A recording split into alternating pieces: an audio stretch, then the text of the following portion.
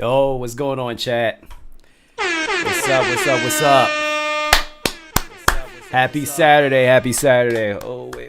Happy Saturday. I hear an echo. What's good? What's good? How is everybody? What's up, chat? What's going on? How's everybody doing, man? What's up? Yo, I hope you guys enjoyed the new starting soon screen. Look, I spent like a good 3 hours making that, all right? Animating that. So I really hope y'all appreciate it. I'm updating the channel. I told you I still had a lot of stuff to update. I still do, and I'm going to be doing that gradually, but I hope you guys enjoyed it because, yeah, I did a lot. I did a lot. But what is going on? Let me see. Oh, Zeno said, you getting a PC upgrade this week? Hey, dope. You talking about your power supply, right? What's up, Chris? What's up, Larry?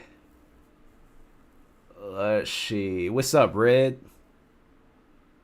Moosey, Bronx, TJ, Nicole, Jennifer, Janae, Chantel, Albert. What's going on, my guy? Traylon, Susan, Malik. Appreciate y'all for pulling up, man. Look, we have a very chill stream tonight, all right? Very chill, but we do have some stuff to talk about. I mean, we do. But it's going to be chill. We're going to have a good time, and I appreciate y'all for pulling up, man. But what's new? What's going on? Cass, what's up? Cass, long time no talk. How you doing?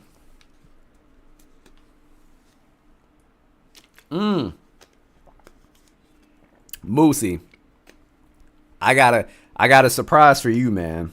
I got a surprise for you, and it's gonna be the first thing that we react to, cause somebody dropped a new song. This is Moosey Boy dropped a new song. If you guys do not know anything about Moosey, he's a huge Aaron the Plumber fan, and apparently Aaron the Plumber dropped a new song. So we gotta listen to it. We gotta listen to it. You got a new jockstrap for Moosey? Nah. Yo, but when y'all come to the crib and we do the the sleepover stream, Moosey can model a couple of jockstraps. I don't think I'll get banned or anything for that. I mean, who could ban Moosey? Everybody want to see him, model some jock straps. I'll put out the red carpet, all right? And we can watch him just strut his stuff. You say don't say pause, you say play. Let me see.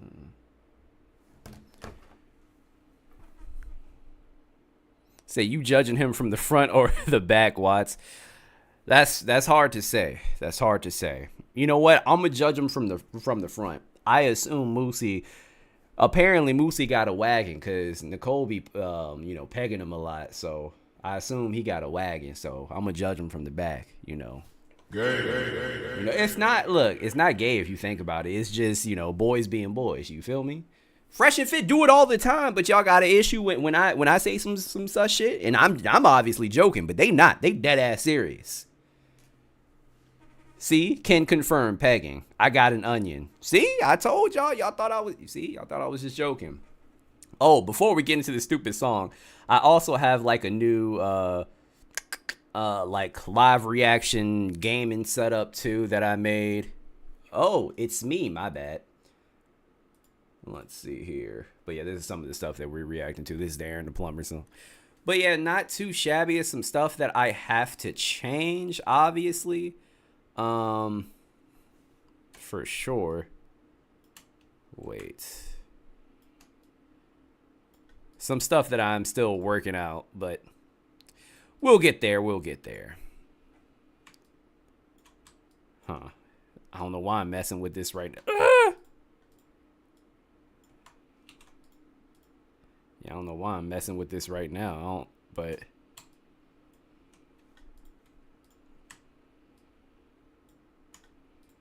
oh God. Moosey said, "Can I ask you a question?" What, man? When you say, "Can I ask you a question?" I feel like that's never a good thing. Can I ask you a question? What's up, Lexi? What's good? So everybody Watts thoughts. Everybody Watts thoughts. Okay. Everybody loves the Watts thoughts. You know what? Thank you. Who came up with this? Nicole Ab. Thank you. Thank you very much. All right.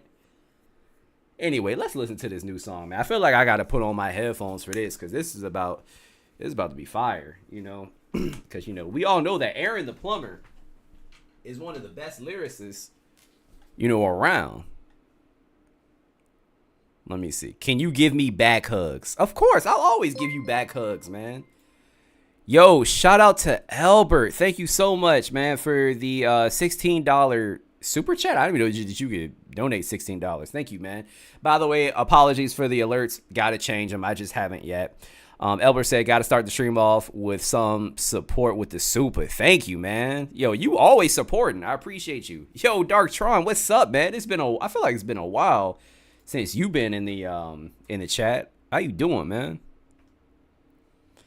All right. So look, we gotta listen to the song Aaron the Plumber called Erica Menace.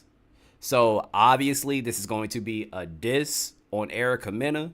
So let's see what he about to get into, man. I know it's about to be some bullshit. Hold up. Yo, that beat. Shabradowski, man. That beat. Oh, he's scared.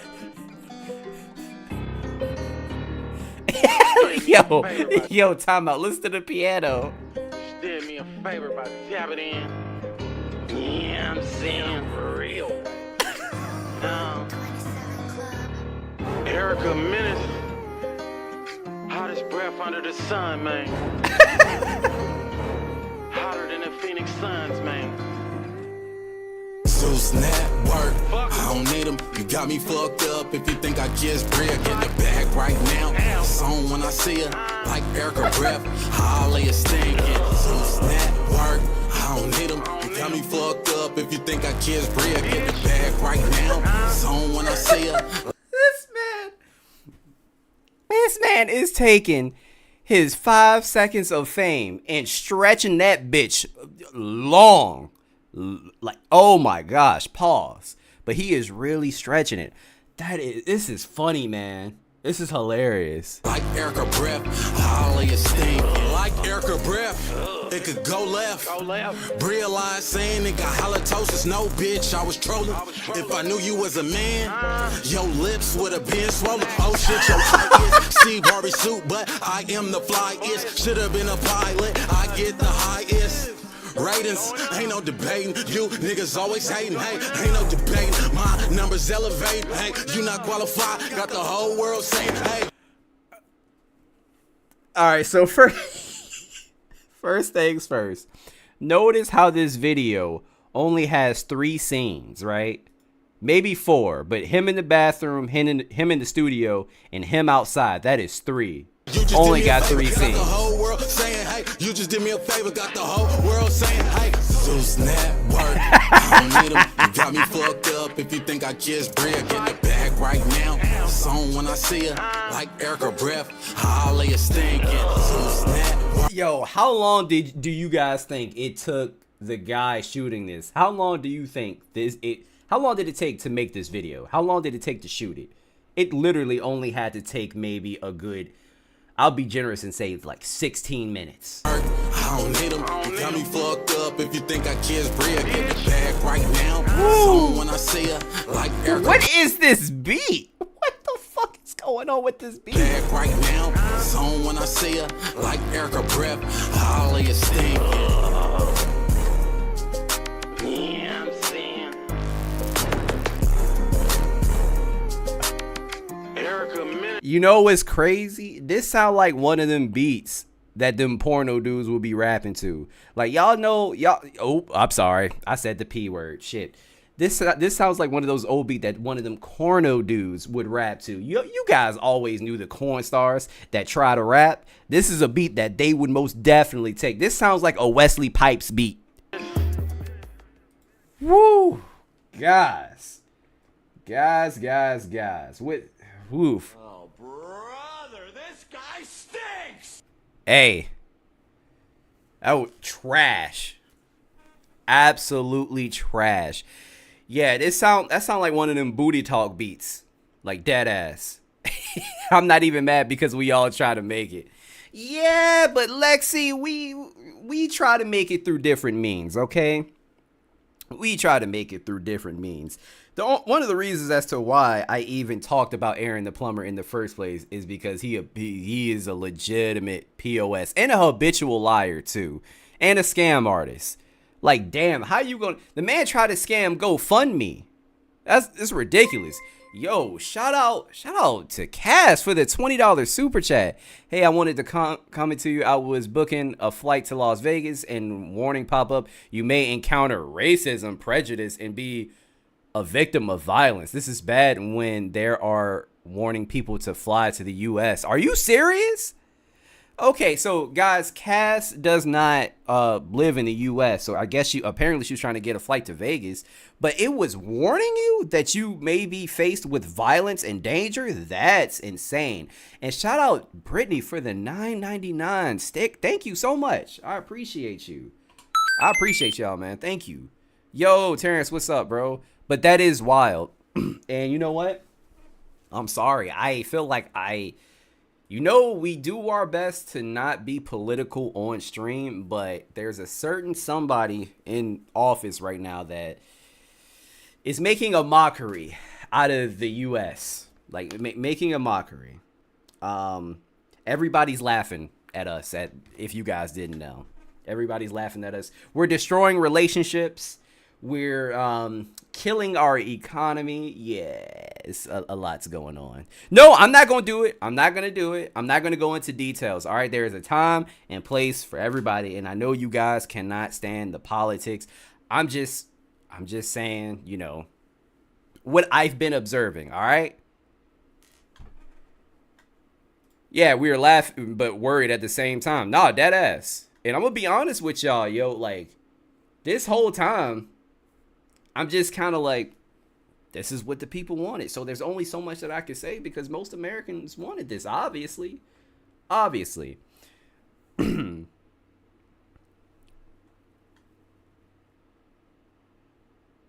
I'm Canadian. I'm feeling the blunt of it. Darktron, look, let me just say, most Americans do not want an unnecessary trade war. We don't. This is stupid. This is you know what? I'm getting into politics. All right. Let me switch it up. All right. Let's talk about Fresh and Fit. I feel like I got to give you guys some sort of backstory about this situation. Somebody sent this to me in Discord, so shout out to you. I appreciate it, guys. If you have not joined the Discord yet, make sure that you join the Discord. So in this video, Myron is basically talking about the situation that happened with Cinna and Valkyrie and Emiru. If you guys do not remember what happened, or I can give you like a quick summary. So basically, Cinna, Valkyrie, and Emiru, they're streamers. They're very popular streamers. They were streaming IRL in real life, and they encountered this guy that was essentially stalking them. Like, the dude changed clothes to stalk them. And he asked one of the girls for their number. She rejected him. He got up, started approaching him, said, "I will unalive you." And things got physical. They had to hide. The police was called. Yeah, so basically, to make a long story short, they were assaulted. Like, genuinely assaulted. There's no way that you could even think otherwise. But our good friends, Fresh and Fit, can. Yeah, they can. Because for some reason, if you guys were not aware of this, when it comes to Cinna, Myron hates her, and she's never said anything to Myron. She's never said anything about the Fresh and Fit platform. She's never said anything about them at all. But for some reason, Myron cannot keep Cinna out of his mouth. Like, he's constantly tweeting about her too. Like, yo, I was gonna have a whole goddamn video dedicated to how this nigga is obsessed with Cinna. Like, I'm not even joking. Not joking. That's how much he talks about her. And honestly, at this point, I'm like, all right, you call yourself an alpha male and you pretend to be this manly man, but this, a dude, like a real man, would not just randomly pick on some random female streamer. For what? For no reason. All this is unprovoked too. Super unprovoked. Cinna ain't do anything. And I get really confused as to why they attacked Cinna in the first place, because she's not a hot tub streamer. It's not like she's purposely showing her like her boobs off or anything like that. That's not her. Like, I've watched plenty of Cinna content. She's funny. She's entertaining. She has good guests. Like, she's pretty quick on her feet. Like, she's cool. She's cool. No one has. If you have a problem with Cinna, there's probably something wrong with you. Like, I'm not gonna lie. I really don't understand. Maybe do you guys think that it's because she's a woman and he doesn't get to be one? Is he just jealous because he like, man, how come you a woman? I want to be a woman, because you guys remember the pictures of him and hugging and kissing, the men. Maybe deep down inside, Myron wants to really embrace his, femininity, but he can't. He can't. So maybe that's it. I don't know. Just a thought. Just a thought. But yeah. For the love of money. Let's start this video. So this is what Myron had to say about Cinna.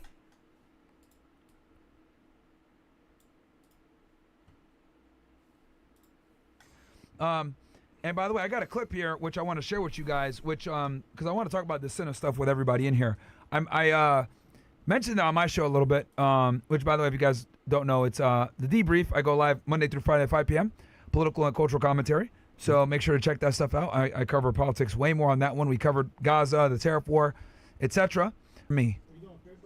Yeah, well, Feared Buck first. And this is a clip that we're talking about, guys, because this is actually very important, because this also goes to show, and even me, I felt bad. I thought that they got attacked for real. But then the full story came out, shout out to whatever podcast, that these girls did not put in their fucking clip, or it wasn't in this clip. This comes from Feared Buck on Twitter. This is Cinna and her dumbass friends, Valkyrie and a girl named Emaru, I think. I don't know Valkyrie. I don't know the other one. Yeah, I don't know who these bro. There's so many of these, like, talentless thoughts that do Twitch. Do you guys hear how angry he is? I don't know. I'm just confused, because I'm like, what did they do to you? If they aren't sitting down at a desk and talking to their audience, kind of like how I'm doing with you guys, they're gaming and they're interacting with each other and they're having fun. I don't understand why is there such a constant hate for these type of content creators, especially when they don't deserve it. Like, I can completely understand if these women were essentially like hot tub streamers. That's not even the case. They just like to have fun. They aren't doing anything crazy. So I don't get it. And then they complain it's so hard. But when you fake it like this, it makes it even worse for you. Woo! Hey, look, for him to confidently say that they're faking it, hey, bro, yo, y'all better shut the fuck up before you have a couple lawsuits come your way. You better stop. Yeah. So, facts. If you notice, right, they have to do so much to get the same amount of attention as a regular streamer guy. And I'm sorry I'm pausing so much. I really do apologize. And it's crazy because that it doesn't take that much of digging to realize that they were indeed attacked by this person. Homeboy was in different clothing. Do you know how fucking crazy it is to stalk someone and change clothes so you can continue to stalk somebody? That's actually, you have a problem. Anybody that does that is not okay. You're not well. I don't understand how you know that just little nugget of information and you still can say, oh, they're faking. Yeah, they're faking. They're faking. Okay. All right. Successful. It's they gotta crazy. Fake shit, push the issue, make things worse than they are. Oh, I'm a girl, I'm a victim. Bro, wow. Like, come on, Well, man. the thing is that they don't have real talent or intelligence or give value to the audience. So yeah, they have to do extra shit to be able to maintain that, right? Because you can only be a thought so much showing your titties and stuff. Like, that works for a period of time. Yeah. But that's They don't do that. If anybody, these streamers do not do that. I'm so good. They don't do that. That's how I know. Look, Chad, I'm sorry. These guys gay. You just hate women. You want to, and you're in the closet. You want to be with men, okay? Because that's the only conclusion that I can come up to. Gay. I don't understand. That's fucking crazy. I don't understand. And you constantly talking about dudes and how they white knight for women and all that. You're a white knight for men. What are you talking about? You save men at every fucking turn, no matter what they do. Even the most heinous men. You love Hitler. Somebody who was terrible, evil, maniacal, killed millions of people.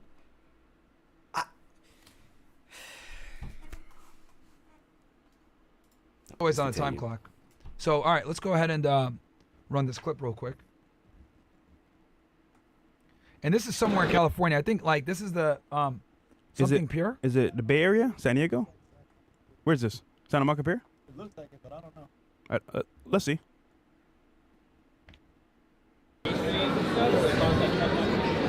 Ready? What's good? I think we're just gonna go. Let's go. Oh, no, we're not.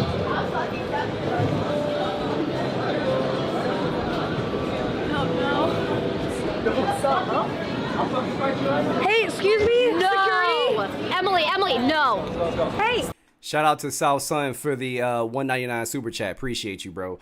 Also, notice how uncomfortable these girls look. You can tell that something is happening. Whoa, whoa, whoa! It's fucking fight right now. What? Get away from Hey, what's going Security! He's harassing us. What's going on? Mind you, that girl started shit with them, which we'll show you guys in a second. Gray Hoodie started shit with them, guys, which you guys are going to see in a little bit. But let's keep playing this clip. Because it's very interesting. Kill you right now. Kill you right now. What the fuck, bro? That's OD. He said, I will unalive you right now. And they're laughing at it. That should really let you guys know what type of dudes these are. A fucking clown. Shout out to Chris for the $5 super chat. He says they must not have heard what happened to Alex Jones spreading this misinformation. Cinna and them gonna come off a bag. Yo, that's what I'm saying. Facts. Appreciate you, Chris. That's exactly what I'm saying. They better watch their mouths. Because you are accusing them of lying. I'm just saying, yo. You better watch your mouth at this point. Because right now, y'all just yapping. You weren't even there. That's wild, though. Security, please, please! But look at how they're playing the victim, right? Look at how they're playing the victim.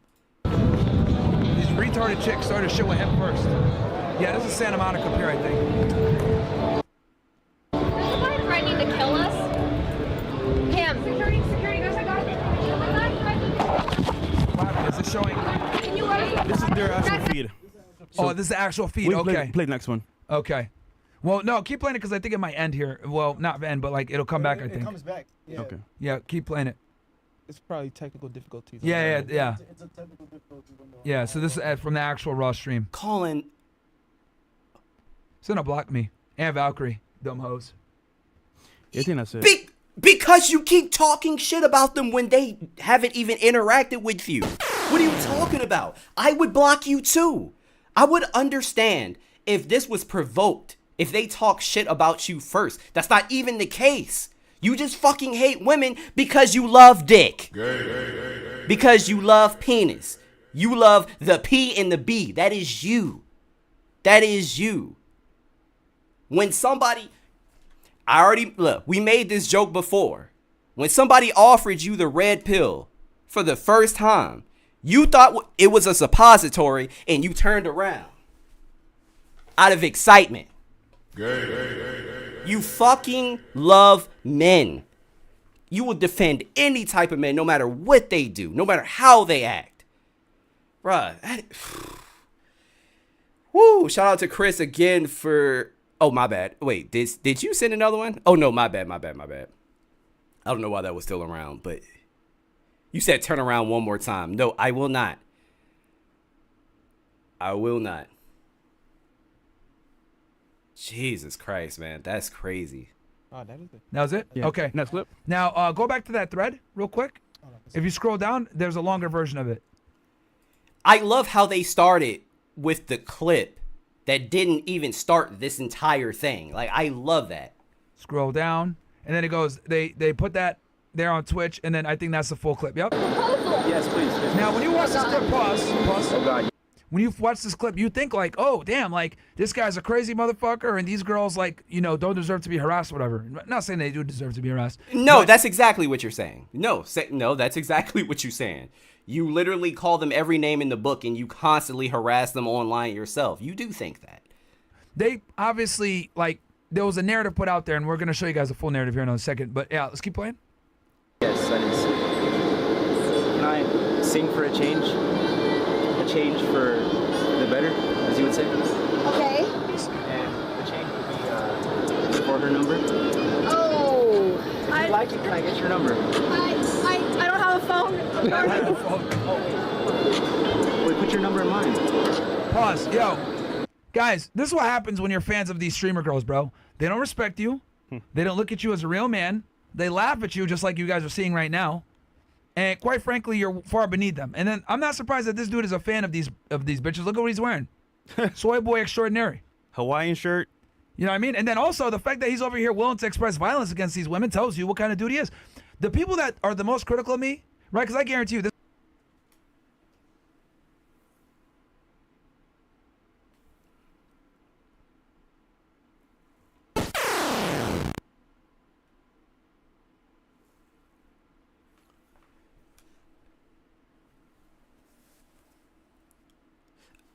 So let me get this straight. You are just supposed to give your number to any sort of stranger. And also, what they fail to understand and what they fail to mention is that they ran into this guy previously. And even that interaction, it was way more harmless, I will admit, but it was weird. And the fact that he was there again, that means that he was indeed stalking them. So why the fuck would you give your number to somebody that is literally following you around? And how is that? How are we placing the blame on them? It's not their fault that he wanted Emiru's number. That isn't. How the fuck is that their fault?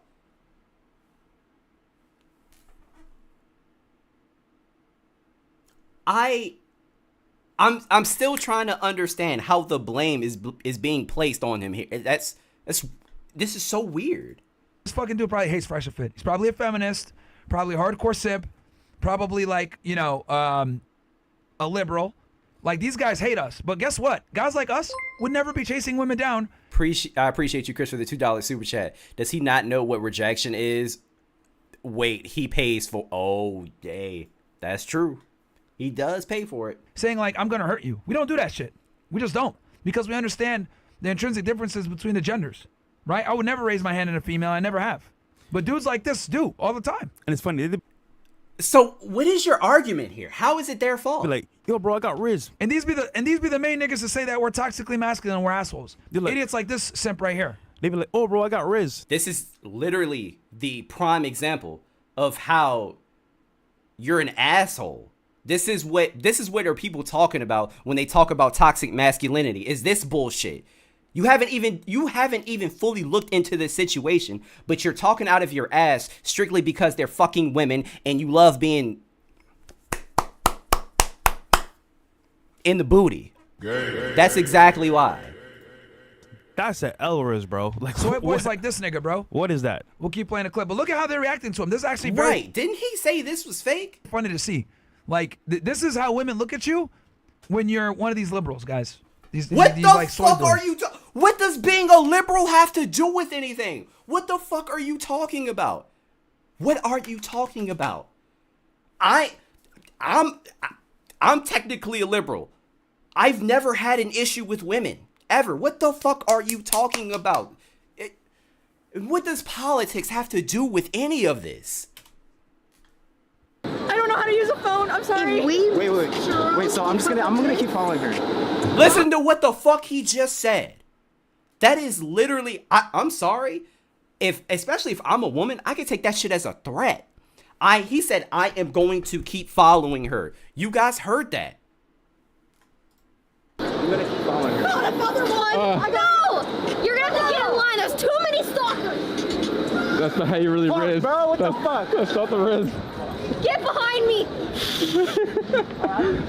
Pause. Look. It feels so staged though. It feels really staged. Like, Oh my gosh. You know what? I would have put it past them to stage it. Oh my gosh. That is so crazy. How are you just going to say, oh, this is staged? They didn't even fucking see the previous video, their first initial meetup. And that's crazy. Chat, these 3 streamers alone clears fresh and fit when it comes to money. And they're women. They don't have to stage events like this. They really don't have to. Valkyrie has been making money, bro. She is loaded, wealthy. Cinna just started to get her fame. Yo, shout out to Jawanza Evans for the $4.99 super chat. I appreciate you. Myron, are you toxically masculine or toxically feminine? I don't know. I don't even think he knows, but I do. Look, all 3 of these streamers clear, fresh, and fit when it comes to money. That I can promise you. I can fucking promise you. They do not have to fake an event like this for fucking attention. They already have the goddamn attention. They already have it. They don't need to, and they're constantly growing every day. seems very staged, Honestly, dude, I wouldn't put it past them because these female streamers really be talentless and stage As shit a like this former all the time. prankster, this seems really staged. Wow. I could be wrong, but I would argue it seems very staged. 10 times out of 10, you guys are fucking wrong. Yeah, I can't, bro. I don't put nothing past female streamers no more. So bro. wait, time out. That's your argument? It was staged? That was your argument and you have no fucking proof? I'm so confused. This video is so all over the place. First you said it was their fault, provided no proof. And you literally heard him say, I'm going to follow you. But now you're saying it's staged? What are you talking about? Behind me, They run. do all kinds of stupid shit to get attention, bro. Bro, what the fuck? But either way, let's assume it's not staged. You don't want to be like that fucking guy, following him and being a thirsty weirdo. Okay, so you know it's This is you know it's exactly what we weird. teach men not to do. He mentioned on the floor, I want to sing for you. Bro, who does that? Or sing for you, I think he said. Simp or sing? Walter, you bought a Chinese escort to fucking meet your mother in Barbados. Who does that? Fucking moron, stupid, fuck nut. Who does that? What are you talking about? And your dumbass got her pregnant.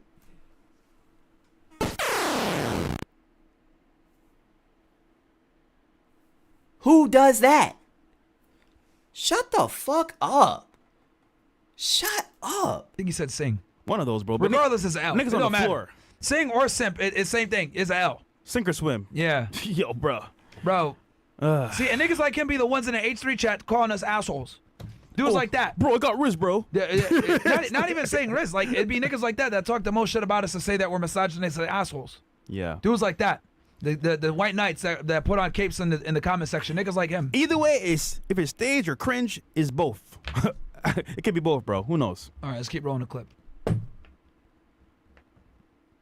Oh my god. Kendrick. Wait, are we getting churros? Kendrick, add it into the list.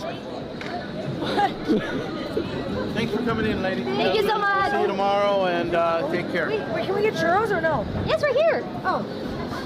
You can also get them from the vendors. Also, notice how Cinna was like, can we get churros?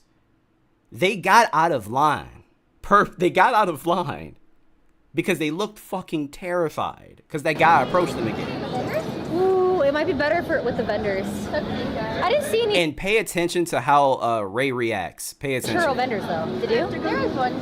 You need, yeah. Do you want some sunglasses?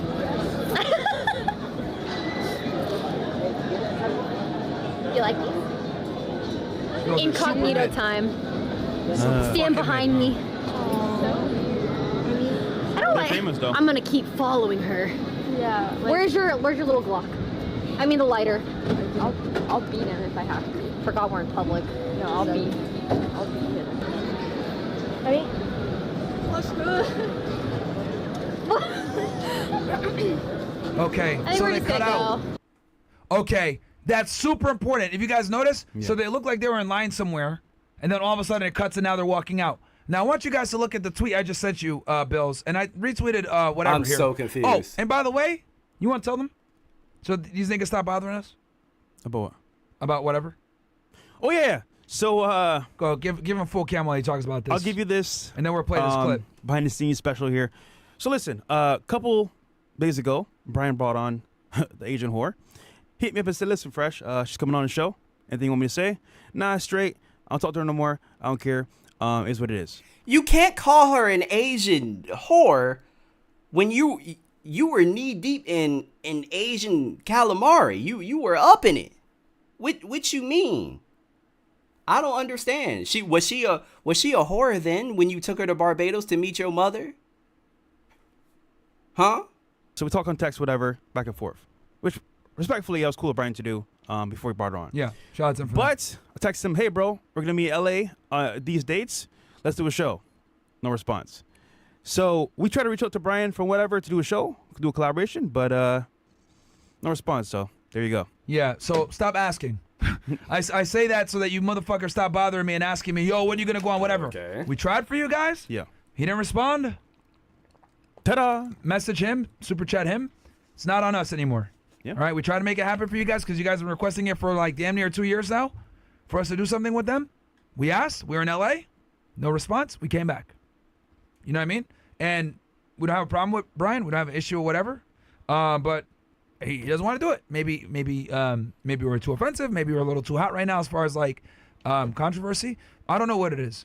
It could be a multitude of different reasons, right? I know. You know, I find it funny. This is obviously off topic when it comes to like what happened to Cinna and the rest of them.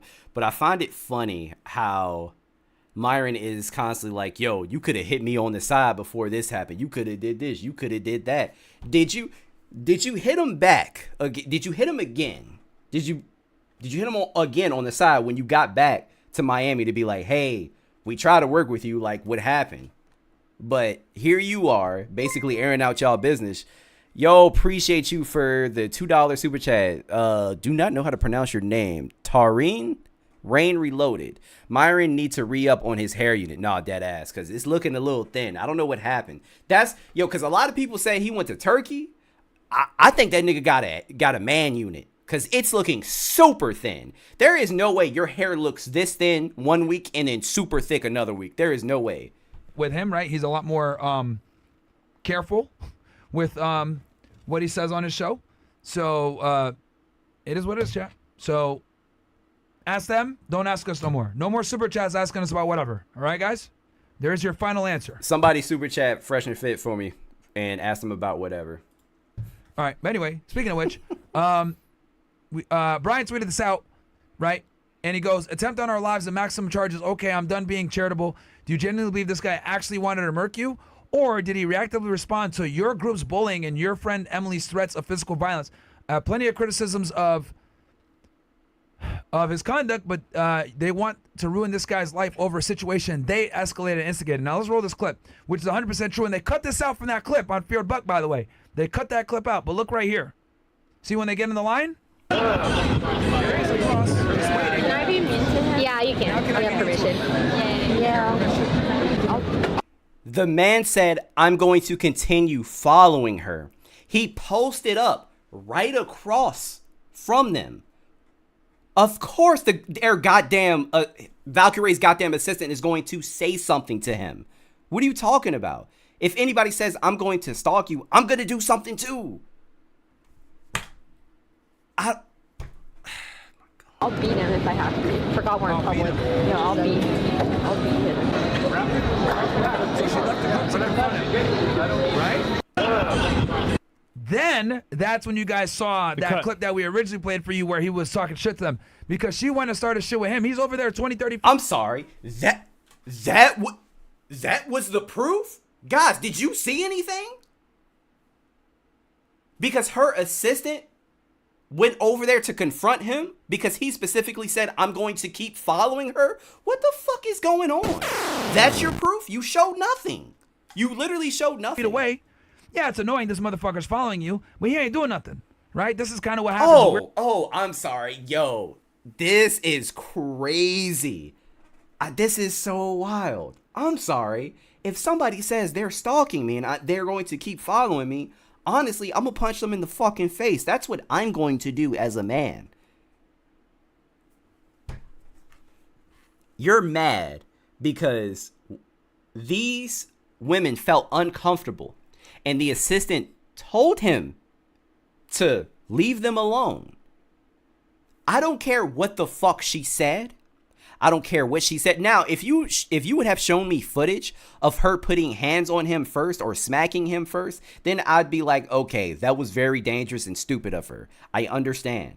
But you didn't even show me that. You just said she went to bother him. Yes, somebody just said they were going to fucking stalk me. Of course I'm going to say something to him. What are you talking about? Weirdos. This happened to us when we were in D.C., matter of fact. That weirdo liberal lady following us, and she was way closer to us. Remember that one? Yeah. Yeah, man. Like, but no, keeping it real though, as a girl streamer, you need security. Yeah. It is what it is. So now, what the fuck? So now they're saying as a woman streamer, they need security. Which one is it? Did they fake it? Did they not fake it? What are you talking about? Was it their fault? But now you're saying they need security? Bro. Yeah, they're stupid for not bringing out security. You need with them. security, bro. Especially in California, bro. Oh, Yeah. you need security, bro. Yeah, because you can't carry guns. So, but I find it interesting how like they completely didn't play that part and just made the part where they look like victims and they're like, it made no difference. It made no difference. We didn't see Emily put hands on him. We didn't see anything. We didn't see it. That makes no difference. We didn't see shit. Says, I'll murk you, blah blah. Both parties Now, are not wrong. Was his response justified? No, absolutely wasn't. He's an idiot, right? And this is what happens when you're actually a simp, guys. You do dumb shit like that, where you can't take rejection. You don't understand that women like that don't respect you. You're over here sipping on chicks that will never take you seriously. You're dressed like a weirdo. Yo, what's you're up, very Angel? effeminate. You're very weak. You're following girls around. Like this is all unmasculine behavior, loser type shit, right? Us, we get rejected. We keep it moving. It is what it is. I don't give a fuck. Like, but this shit, following girls around while they're streaming like an idiot and making yourself look stupid, and then I get it. Yeah, they antagonize you, but bro, like, why the fuck were you following them? And then to say, I'm going to kill you is crazy.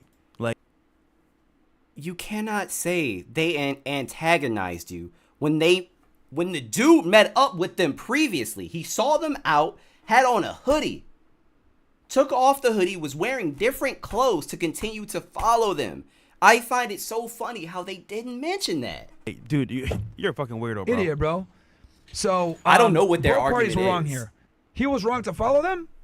She was wrong to instigate the fight, thinking that she could take on a man. This comes back to female hubris of being an idiot, thinking that, I'm going to go ahead and start a problem. Because at the end of the day, that one dude could have taken all four of them, more than likely, even though he's a weakling. But women are completely unaware of, like, male strength. But my mind goes to, okay, if a guy's stalking you and he's weird, why go confront him?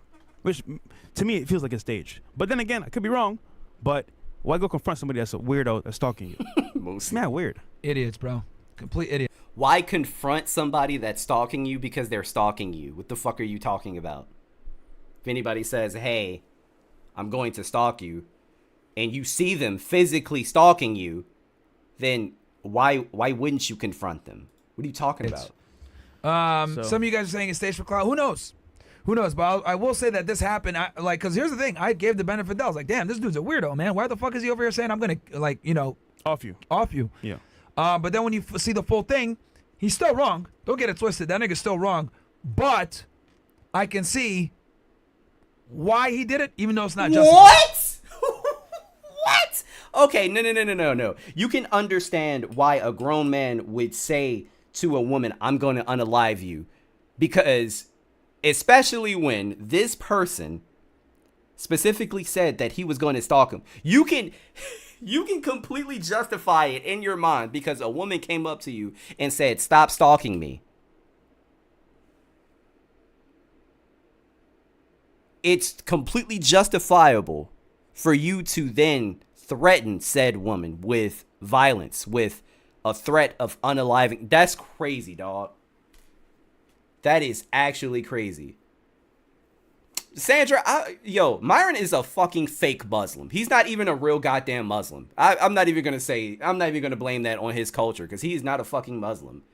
Muslims also, like, aren't you not supposed to mess with multiple women at once when you're a Muslim?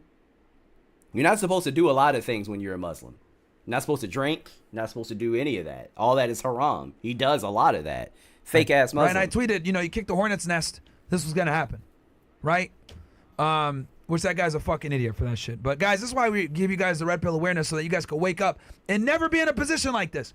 This is why the red pill exists, so you guys don't sit. Guys, do not let these guys give you the red pill suppository. Please don't. There, saying, "Oh, can I sing for you?" And then when they brutally reject you, you're sitting there confused and you're following them. This is a guy that's completely unaware of female nature, completely unaware, which is why he acted the way that he did, because he doesn't know better. It's a fucking dumbass simp. If you're a girl streamer out there doing streams live, you need security, bro. Always. Just saying. Facts. No matter who it is. Absolute facts. So, idiot, man. Yeah. Okay, Amaranth scenario. Oh, Amaranth. All right, we ain't gonna get into that. But yeah, that's what Dumb and Dumber had to say about the situation. That's crazy. They showed proof without even fucking showing proof. Like, that's wild. I really don't understand. Oh, wait, this comment. This comment says, your attempt to show the girls were in the wrong didn't make sense, to be honest. So are you saying you wouldn't threaten someone if they were stalking you? He was 20 to 30 feet away. What was conveniently cut out of the clip is that he continued to follow them. Also, the edited clip lied with the text saying she went to confront him. That never happened. She didn't leave the group at all. It ain't that hard to just look at unedited video of what actually happened. The entire interaction was 6 minutes. Thank you. That's what I'm saying. Thank you. I really don't understand.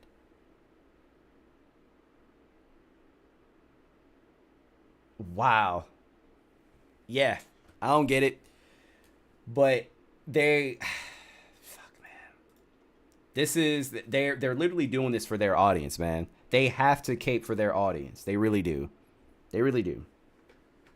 I still can't fathom as to why they hate these female streamers so bad. They haven't done anything. Like, if people haven't done anything to me, like, I don't know. If they aren't a bad person, they haven't done, like, you haven't known them to do anything like terrible. Like, it's different if you like an Aaron the Plumber, because technically, I mean, I don't know Aaron the Plumber, but we all know that he a piece of shit. So that situation is different, for an example. But Cinna has never been in any controversy. Valkyrie has never been in any serious controversy for you to dislike them to this extent. You feel me? I don't understand why the hate. And you keep attacking them unprovoked. They don't even talk. They don't talk to you. They don't talk about you. They only talk about you when you bring them up. And apparently Cinna has responded. And this says, Cinna calls out Fresh and Fit. So let's see what Cinna has to say about the situation. This isn't a long clip. And somebody just wrote, Emily was provoking him. Well, guess what, genius? You're going off of 2 podcasts that posted that and deliberately didn't post the clip right before that where he threatened to stalk us, which, if you don't know, the police said it, we said it, detectives say it. The moment that he does that, that is a threat. And we are allowed to defend ourselves. Facts. Which he did, in fact, not only threaten to stalk us, he also was punching things behind us and getting aggressive without Emily even acting, which is why she stepped in. But the 2 podcasts that want to say otherwise like to push a narrative. But guess what? You could take 2 seconds to look at their content and it tells me all I need to know about why they said that. True. As a matter of fact, one of them is so obsessed with me, he talks about me every day that he possibly can. Keep in mind, she's not even saying his name, guys. It's probably because she doesn't want to give them clout, which I completely understand. But she is not even fucking saying his name. And she could air his shit out. She could literally tell, I mean, I'm sure most of her audience know that it's Myron Gaines, but she could literally say, hey, this is Myron Gaines, doing this to me. But she probably doesn't even want y'all to be on his bumper like that, because then he can go back and say, oh, look what Cinna did. She sent her audience over to me and to harass me. And then he would try to play the victim. So she's like, no, I'm not even going to fucking mention you. I'm not going to do that. And I'm not going to give you this clout either. To tell you exactly why he pushed that narrative. Mind you, I've never spoken to this man. See? I've never had an interaction with this man. I've never said a word about this man. I don't care. Because you know why? Because my bag is my bag, bitch. You gotta say my name to get yours, motherfucker. Not me, okay? So just know that when you get that narrative and you push that, what you do is you put people in more of harm's way. And you wanna know something else? The very same accounts that were hating against us were the same accounts that were offering condolences when it happened. So is it really about the hate, or are you just using the name for clicks? Let's talk about it. Yo, low key, I like how she's pulling a Fresh and Fit on Fresh and Fit. I feel like this is their tactic, low key, but but it might actually make sense here. Because that's the tea. You need to be held responsible for the things that you say online. And I pray to you that never happens to your brother, your sister, your mother. It never happens to you. Because if it ever did, the fact that you could lack so much sympathy, and it's not even sympathy for a streamer, it is sympathy for a human being to say such horrible fucking things is so vile. And I pray that your sister and your mother never have to deal with you if that is the way you respond to situations. Can we clap for Cinna in the chat, please? Can we clap? Jesus Christ. Oh man, such a classy response to like that. Everywhere in the world you look, you see bad situations, and you should always be a good human being and have empathy. And if the art of empathy is lost in this world, then so be it. But I really do hope that tragedy never strikes your family, because you will never know what it is like to be in a situation like that until you're in it. Facts. And hindsight is always 20/20. It's so easy to say outside what you could have done, but it's really different when it's happening to you. It is. Like, it just... Yo, yeah, facts. Mike Tyson always said, yeah, it's different until, like, you don't know what to do until you get, like, wait, what was the quote? You don't know what to do. No, what the fuck was the... Somebody tell me the Mike Tyson quote. It's all fun and games until you get punched in the face. Something along those lines. I always thought that I could handle that situation differently. And then when I was in it, I was like, oh my God, I'm just going to run because this guy said it. Thank God that Nico actually didn't switch it when he made the threat. Good. And when everything else showed. And that Rosie got his face on camera. Because now we have everything we need. Yup. Wow. Again. Fuck. Very classy response. Very classy. I'm not mad at Cinna. I think, and somebody just wrote, I think she handled that situation brilliantly. Like, there's nothing else that she could have done. She could have said. That's true. And honestly, they better shut the fuck up. They better shut the fuck up. But she's absolutely right. It only takes a second for you to do your research to understand a situation. If you aren't fully grasping a situation, all you have to do is do your fucking research. And if you still do not have a grasp or an understanding of what happened within that situation, don't fucking talk about it. It's that simple. If you don't know what happened, if you are unsure of any of the details, don't talk about it unless you are absolutely sure. All of the content that I talk about on my channel, I talk about it because I'm fucking sure. Because all the facts are there. It takes less than 2 minutes. And there have been plenty of topics that people... Like, oh my gosh. I told you guys that I don't like getting political on this channel. But something that people constantly want me to talk about is like Palestine, Gaza. Like, people want me to talk about so many different like situations that are happening right now. And while I am somewhat knowledgeable, I don't know for sure about certain things, especially about the things that led up to these conflicts. Like, I'm not sure, but I could do my research. I just haven't. But until then, like, I would feel comfortable talking about it, but I don't, which is why I don't fucking talk about it. That, and you guys really don't want to hear it, but this is just an example. You guys know what I mean. But yeah, I don't fucking talk about it. It's not that hard. If you don't know something, just don't address it. Yeah, everybody has a plan until you get punched in the face. Thank you, Logix. Yes. But yeah, man, whatever.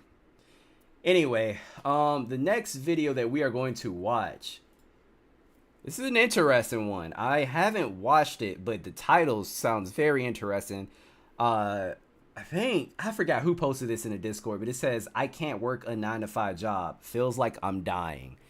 And this guy looks relatively young, so I'm really curious to hear his perspective, and I want to see why he says he can't work a 9-to-5 job. No, I'm not playing Aaron the Plumber again. I refuse. Anytime I've ever tried, I started to legitimately lose my mind. Like, I've worked so many different types. Is that what? I can't work a 9-to-5 job. anytime I've ever tried, I started to legitimately lose my mind. Like, I've worked so many different types of jobs. I've worked at U-Haul before. I've worked at a call center. I've worked from home. I've done sales. I've done customer service. I've done real estate. I've done food service jobs, retail. I've done it all.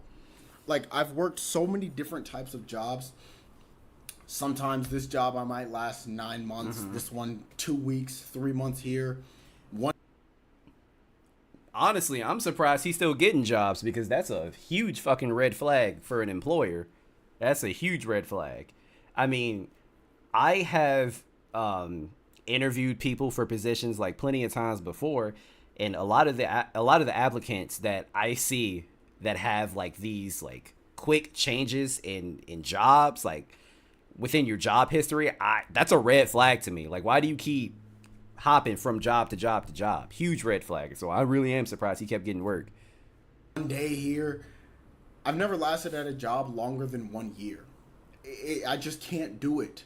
I legitimately can't do it. And anytime I've ever tried to express this feeling to people that jobs aren't for me, people look at me crazy, like I'm lazy and like I need to suck it up, and that's just life. Newsflash, that's not just fucking life. If it was just life, there wouldn't be people who are doing whatever they want to do all the time. There wouldn't be the rich people. There wouldn't be people who are... Those people fucking work, stupid. How do you think they got there? You think these people just planted a fucking... You think these people are Kendrick Lamar and they planted a money tree in their backyard? You think money is free. You have to work in order to get these things. What are you talking about?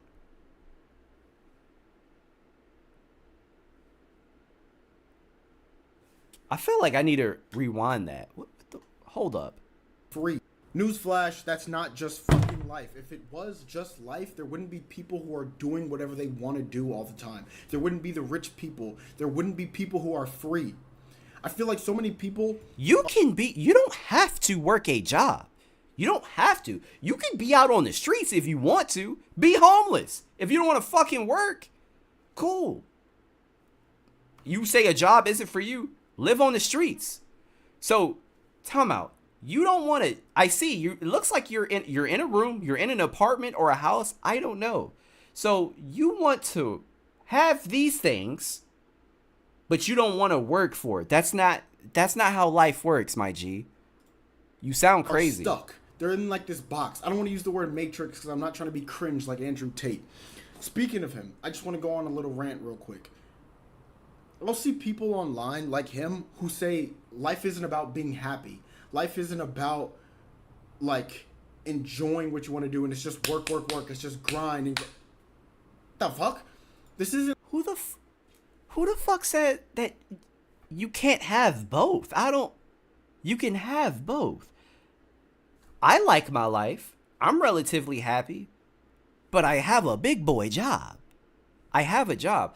I want, like you guys know, I want to do this full time. But even when I do, it's gonna be a fucking job. Like, I consider this a part-time job. Because a lot of work goes into this. You are making content. If you want to get paid off your content, you are going to have to work. Whatever you do, you work. That's how it is. Nothing is just fucking handed to you. You sound like a brat. Like caveman days where you're just doing shit just to do it. Like, we live in a time where you have the ability to love what you do and be able to actually make it work. Why would I want to do something I don't like? Why would I want to hate my life? Chat, okay, hold up. Chat, real quick. For everybody that is caught up right now with the live stream, put a W in the chat if you love your job. This is your dream job. This is what you always wanted to do and you love to work. Put a W in the chat if that's the case. Or put an L in the chat if you don't like your job. this is not something that you want to do for the rest of your life, and you don't necessarily want to work, but you are working because you know you have to get a job in order to live, and you're only doing the job because it's a fucking job. If that's the case, put an L in the chat. Everybody, LLL7. Some W's, cool. Some W's. LLL.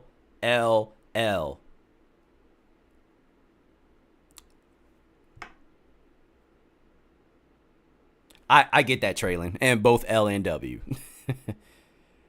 And keep in mind, guys, for those of you that are putting W's in the chat, just know you are blessed. You are actually blessed, and I am too, because I like my job too. I would put a W in the chat. I like my job, but the job that I had previously that I used to complain about all the time, it was just a fucking job, and I did not like the organization. I hated it, and I was miserable.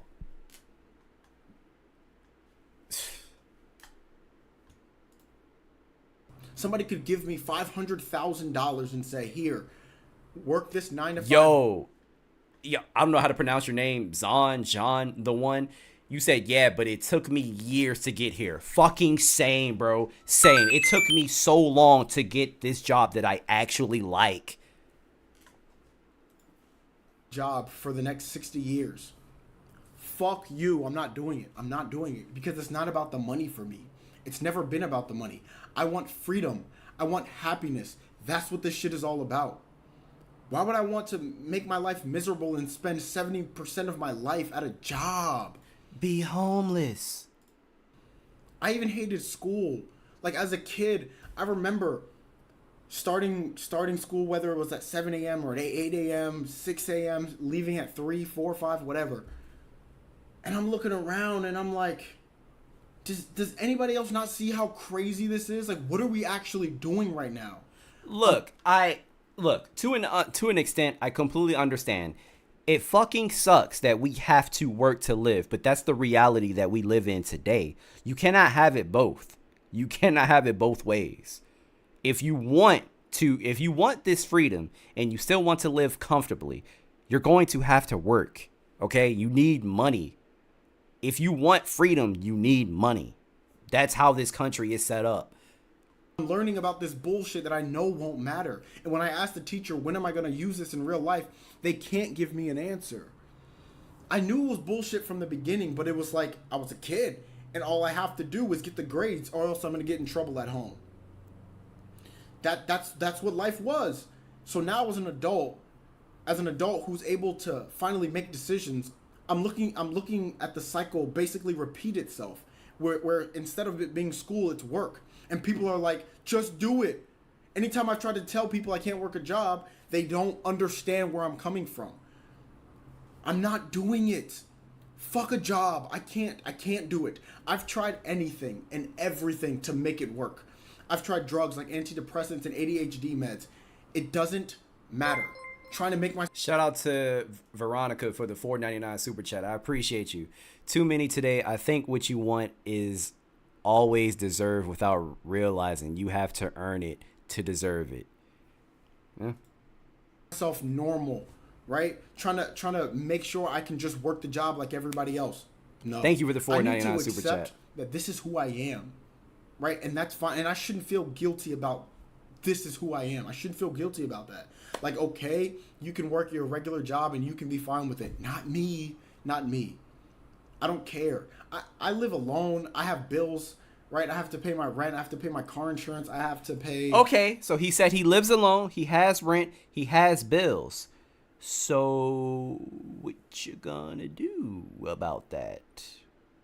Tell me. You have all of these things that you have to pay for. What you gonna do? Because you need money. My credit card bills. I have so many bills.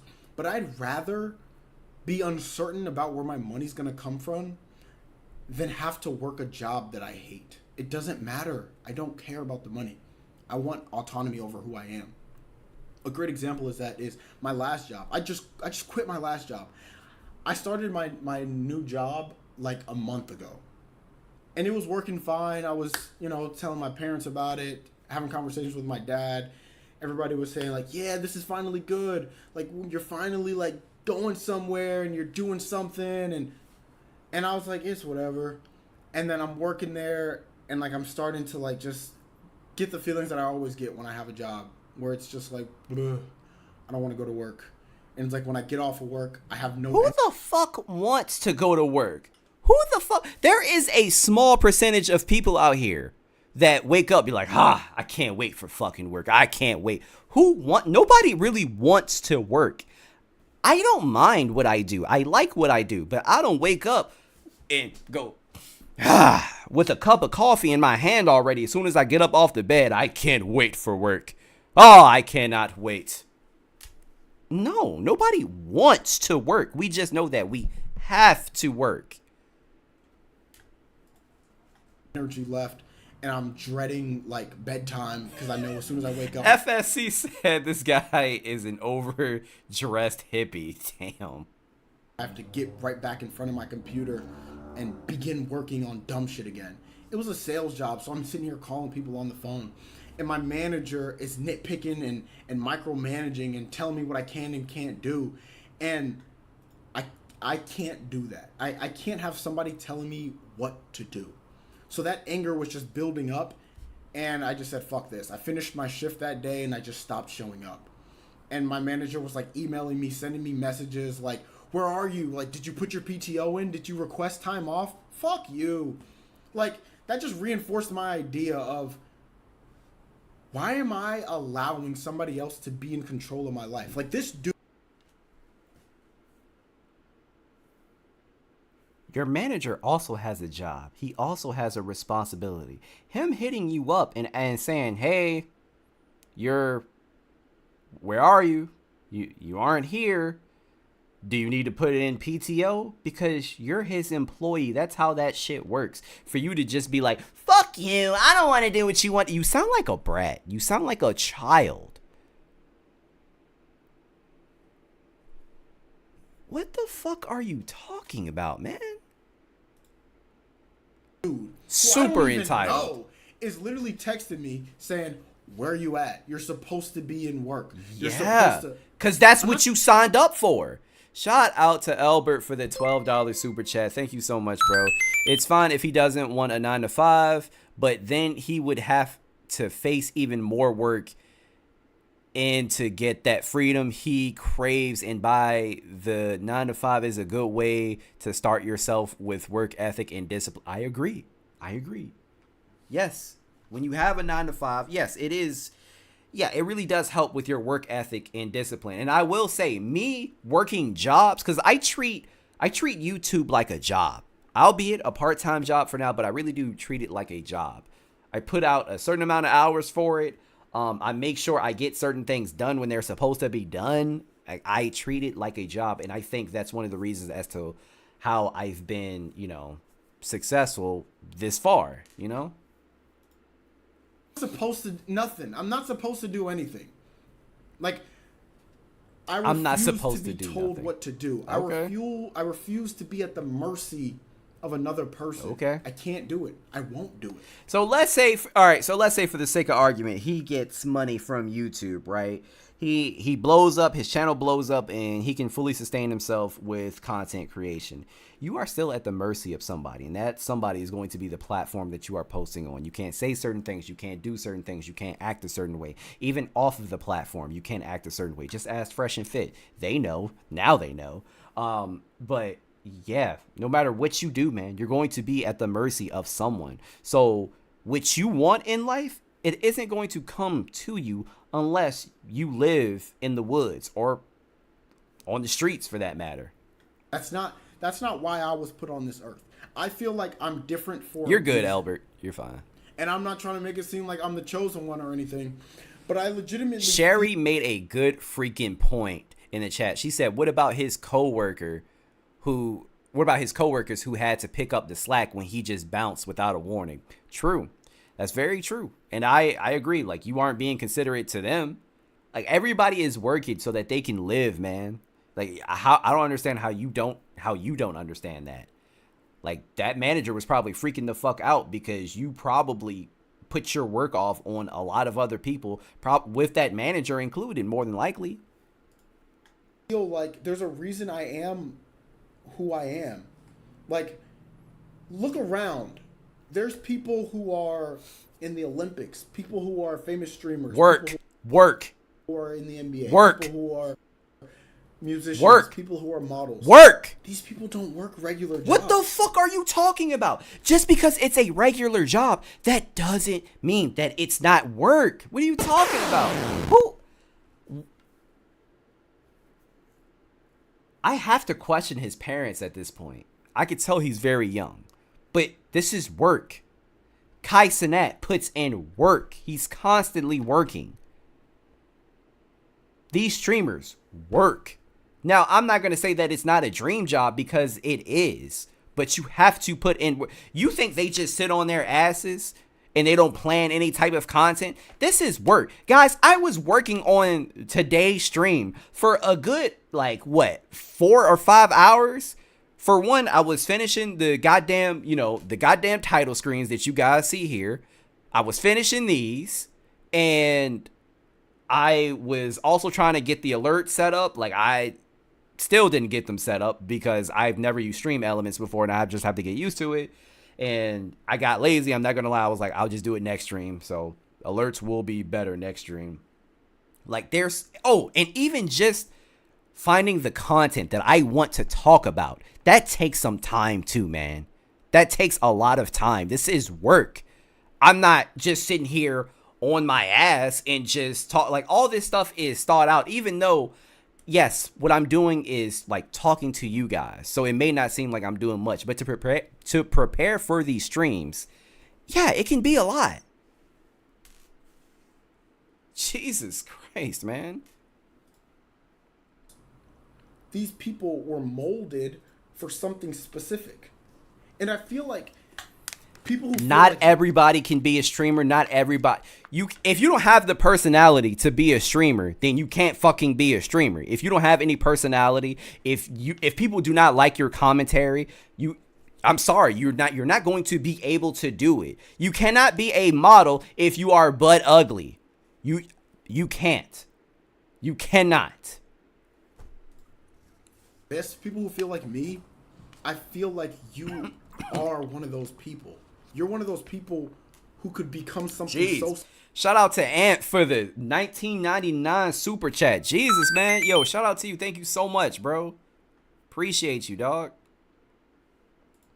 Special with the gifts that you have, and naturally your body is telling you that you're not meant for the ordinary, and so many people just give in. So many people just follow the script of what's already written for them, the blueprint of life. Sandra, I'm talking about supermodels. Supermodels, all right? Where you're just supposed to get good grades. Even the plus size models, they look nice. You're just supposed to get into college. But I'm really talking about the supermodels. And get into debt. And you're just supposed to get that job. And you're just supposed to marry that girl and start this family. You're just supposed to live in your hometown forever. And you're just supposed to retire at 75. I refuse. And I feel like a lot of other people, they know this, but they can't make that leap. They can't make that step. Because most people are one decision away from their lives changing forever. And I've seen it firsthand. I've been somebody who has had it all and lost it all. And I know how to get to the top of that mountain. Shut up, Moosey. And this time I just won't lose it. Most of you probably don't know who I am. But like 5 years ago, 4 years ago, I had a large following on TikTok. I was making money. I had fans, I had people who loved me, and I threw it all away. And a part of me regrets it, but a part of me knows that You know what's crazy? He had a TikTok. He said he had a decent following on TikTok. I bet you would have kept going on with TikTok if you had a good work ethic. And do you know what builds a good work ethic? Having a goddamn job.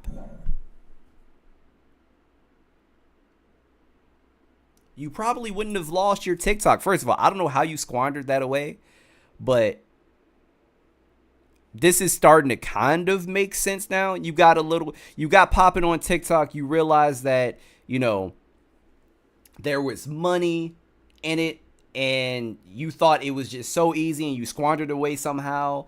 And now you're salty because that's what you had and you can't get it back. And now you're like, oh, damn, now I want that. But even with TikTok, all this stuff takes a certain amount of work. It's still work. You work to do that. You are at the mercy of TikTok. You can't say things. You can't do certain things. You cannot do whatever you want on these platforms because they have rules. They have terms and services that you cannot break. Sorry. My bad. Like at that time, that was the right decision. I didn't mean to yell. I'm sorry. It didn't feel right. I listened to what my body felt, you know? So I know it's Sandra, possible. we gonna look at the comments. If I set my eyes on I feel like we something gotta that I look know I at want to do, I know it's possible to get to that mountaintop. I just have to know how to maintain it. So I know that people are legitimately one decision away from their lives changing forever, but they can't make that decision. I feel like you have to go all in. Because me personally, I'd rather die than work a 9-to-5 job. I can't do it. I'd rather die. Like, it's just not worth doing.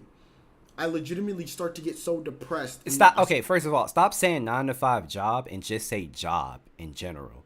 Because no matter if it's 9-to-5, 8-to-4, 7-to-3, someone is going to be telling you what to do. Just say you don't want to work, bro. You don't want to work in general. I start to lose my mind, and nothing in life is enjoyable anymore. And I start to dread just existing. And I feel like if you have that feeling, instead of saying there's something wrong with me and I need therapy, or there's something wrong with me and I need a drug, or there's something wrong with me, maybe there's nothing wrong with you, but you're just doing the wrong things. Maybe you just shouldn't be working that job. Maybe you should. Also, everybody can't fucking be a content creator. This is, like I said before, this is not made for everybody. Shouldn't be going down this life path. And I feel like you have to step outside. Because I feel like that's what he's saying. What everybody else is doing. Fuck society. Fuck the expectations. Fuck people who are telling you what you can and can't do or what you should do if it's not meant for you. You know what's meant for you. You know what feels natural. But a lot of people don't feel like it's possible. It is possible, especially with the internet. This isn't 1975. Okay, yes, he's talking. Yes, he is. He wants everybody to be an influencer. That is just no. Everybody is not built for this. Yo, I get told by people all the time. People that know me, they personally hit me up and they'll be like, yo, I went into your comments under one video and I don't know how you do this. I would constantly argue with people 24/7. My feelings would be hurt. I could not take the constant criticisms. Yeah, a lot of people aren't built for this shit.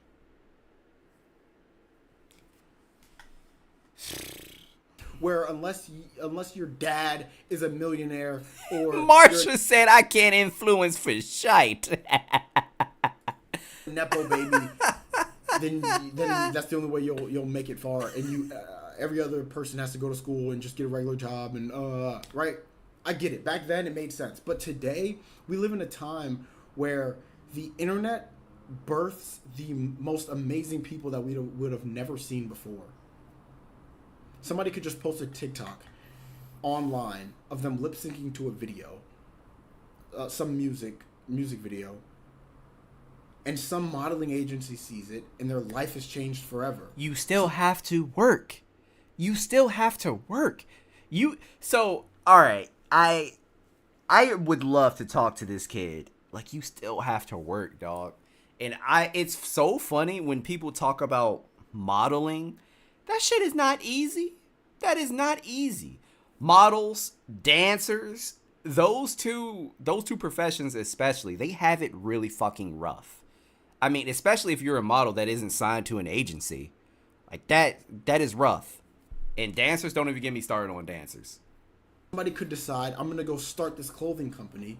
I'm going to go market it and promote it on these social media pages. And their life could change forever. We live in a time where you could legitimately do whatever you want to do if you just know what it is and stick to it. So fuck a job if it's not meant for you. That's all I gotta say. Okay, at least he said if it's not meant for you. Look, man, you just do your thing, be homeless. All right, let's look at these comments. Excuse me. 9 to 5 jobs in a nutshell. Have your boss bark at you 24/7? Coworkers are all competing against each other. That's not all jobs. I'm 47, young brother, and let me tell you, it doesn't get any easier. Figure something out now. Fuck this life, bro. I honestly feel like you're speaking my life. You know what this is? This is a bunch of people that are that are super entitled. This is the most sense I've heard anyone make in a long time. Are you fucking kidding me? Nah, this is a bunch of lazy ass people. I understand if you don't want to work a job and you're an entrepreneur and you want to do your own thing and work for yourself, cool, whatever. If that works for you, that works for you. But not everybody can do that shit. It's not that easy. And also, it's still a job. You're still working. There is no job out here where you don't have to put in a certain amount of work. Like, it is work. And honestly, those folks that are entrepreneurs, those people with money, they put in an insane amount of work. I know when I go full time with this, I'm probably going to do a lot. In some cases, I may do more work than what I'm doing now for my 9 to 5, to be honest with you. Yeah, this generation is cooked, man. This is crazy. Like, I don't care about, it's not like I'm super excited about working. I mean, I'm not. I don't wake up and just like, oh man, can't wait to do my job today. I would love if I can fucking walk around in my drawers all day, eat whatever I want to eat, and watch anime and play fucking Monster Hunter all day. That sounds like that's a great life. But I wouldn't get any money. I wouldn't get anything accomplished. But that sounds like fun. But I need money. I have bills. I have a wife. I have responsibilities. I have things to take care of. I have things that I want to do. I want to travel. I need money for it. Like, I want to get new equipment for the setup. I need money for it.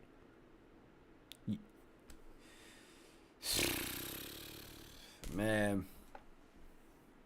These people. The road to success is paved with a lot of failures. Facts. Shut up, Moose. He talking about something. You don't have to work. Yeah, you do. In order to get what you want, man. You do. Like, I have what I want in life for the most part. I mean, obviously, like, I want more. But I'm saying the things that I have currently, I've gotten because I've worked my ass off. This camera, this desk, my PlayStation, my computer. Everything that you see in this bitch, I worked for. Because I know there isn't shit that is handed out to you. I've worked for it. Whether it was YouTube, whether if it was like just my 9 to 5. Everything that you see, I fucking worked for it. It just sounds like you just don't want to. It sounds like you just don't want to work hard. But even the jobs that he named, you still gotta work, bro. You still have to work. Oh, God. All right. So, I am going to give you guys a choice here about what I talk about next. Because what I was going to do, we could go over this Candace Owens video. She she interviewed Andrew Tate. And a lot of clips have been taken from this interview. The interview is 38 minutes long. Do you guys want to watch the interview, or do you want to move on to other stuff? I have an Abba and Preach video. I have a video about Casey Anthony. And I have a video about Aiden Ross as well.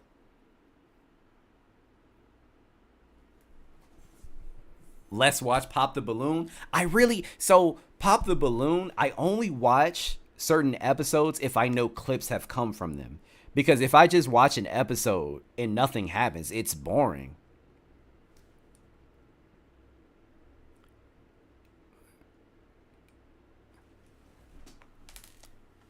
Let me see. Why are so many people Watts working? Okay, no.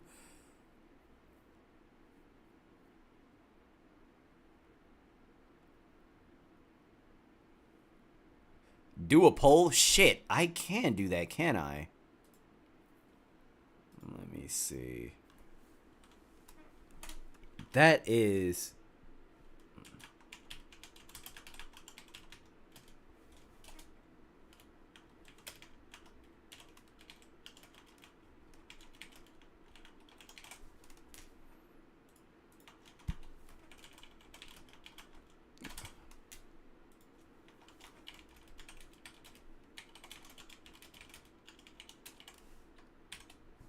All right, poll is up. Let me know.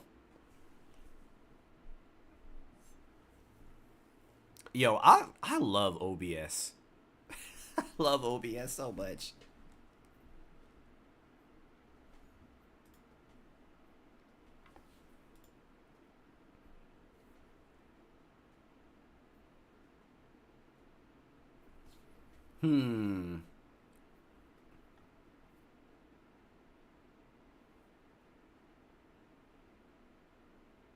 It is way better than I've had so many issues with Streamlabs, yo. All right, we got 27 votes in, and it seems like you guys want to watch something else, which I figured that would be the case.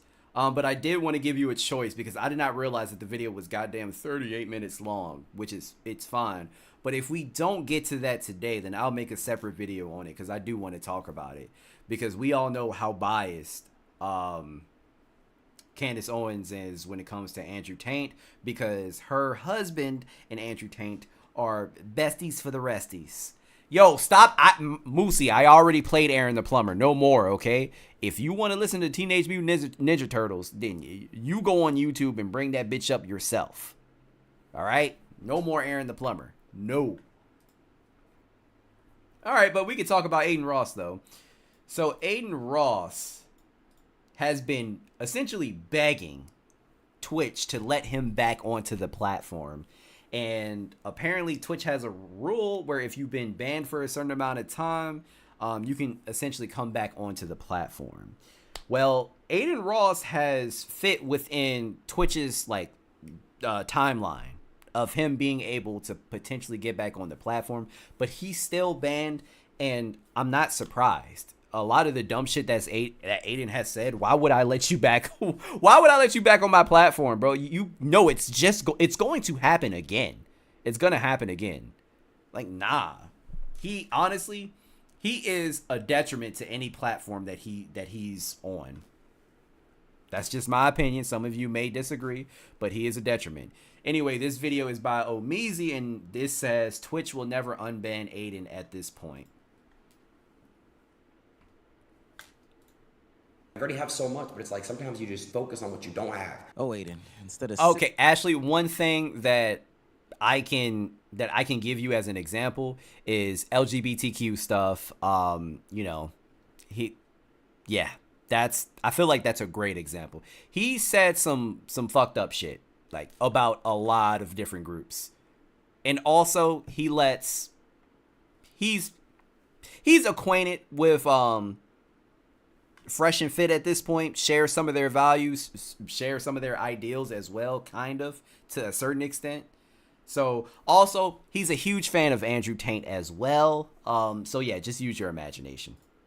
Been on that purple, you should have been streaming on that purple, man. Gotta get back to Twitch. So the other day was Adin Ross's 2-year anniversary, and 2 years seems like a long time, but 2-year anniversary of being banned from the platform Twitch. And people thought with Twitch's recent revisions to their terms of service agreement, you know, the TOS, that Adin Ross would see himself unbanned and Twitch would be healed, the internet would be whole, and everybody was sitting there and anticipating. But that didn't happen, so it seems like he's still on kick for now. And I think that this was months, and when I say months, I mean months in the making. If you've been keeping up with Adin Ross either through our videos or just on the timeline, you've seen that over the past couple of months he's been gearing up to get off of Kick, selling half of his stake, dissing the CEOs, getting into back and forth with people that work over there, and then to even put an extra nail in the coffin, there's been people that have been on other platforms, you know, friends of his, other people that he's collabed with, that have come out on stream and said that they had some sort of word or some sort of connection to Twitch to say that Adin Ross could get unbanned any day now. They watched him very close. But what I can tell you is there's been some talking. That's all I'm going to say. And I think it's coming sooner than everybody thinks it is. That is very good insight,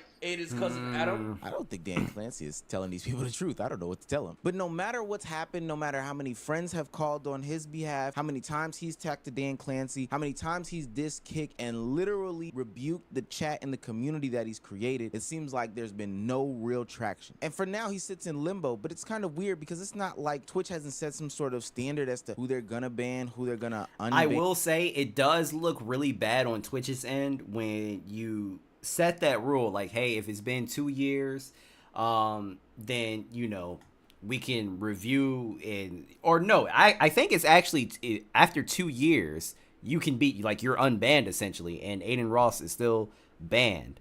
Like, if you are going to set rules, you need to follow them. Like, it's kind of weird when you pick and choose who, you know, fall under these stipulations. Like, that is very weird. That's very odd. And it's especially weird as to why you didn't put out a reason as to why Adin is still banned as well. So, like, I get it.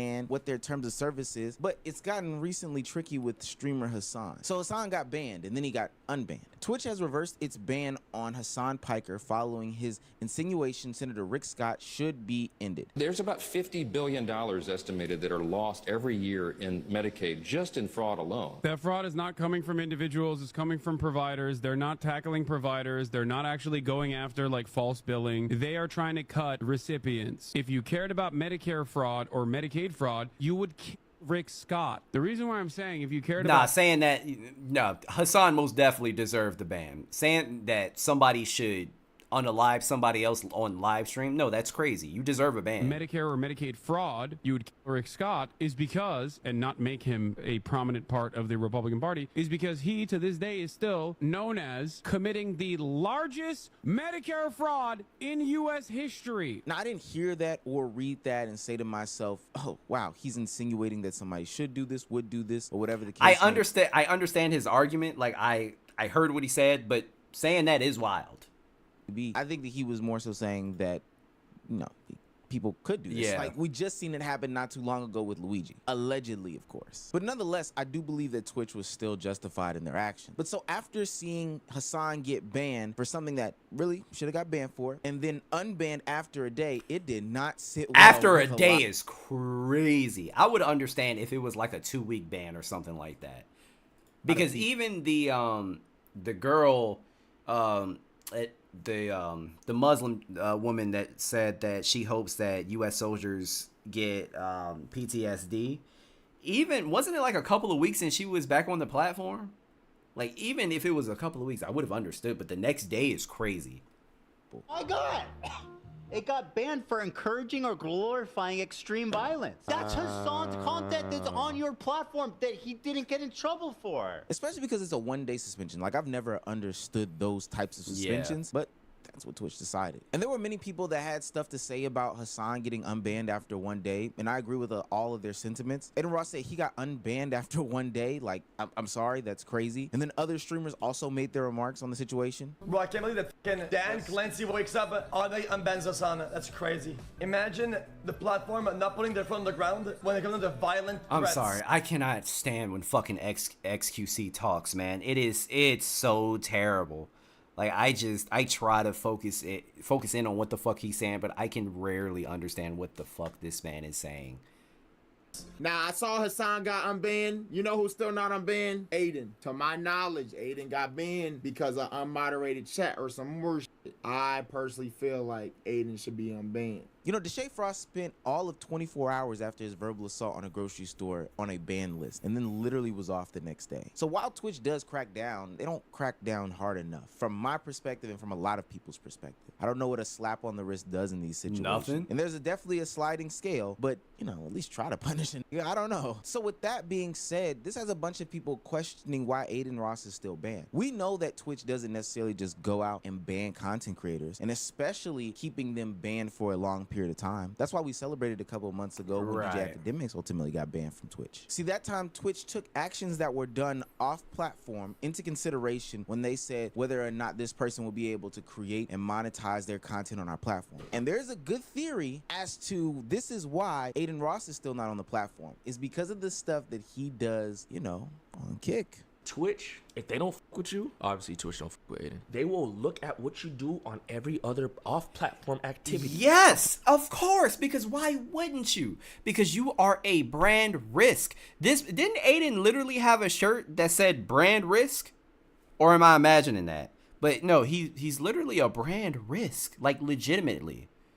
Like, I would not have Adin on my platform either. A lot of the dumb shit that he says, no, you are not allowed on my platform. I'm talking Facebook, I'm talking IG, I'm talking Snapchat. They will watch what you do, and if they not fucking what you do, they will never unban you, bro. And I know for a fact they've been watching Adin, because I can't say too much, but when I was trying to get him unbanned during my break, and I was in talks and shit, Adin started doing streams with a particular motherfucker, and all talks. Oh, yes. Oh, gee. I wonder who the hell that was. Oh, one thing that I did forget to mention, guys, is that Adin Ross said he loves Nick Fuentes. He thinks he's a smart guy.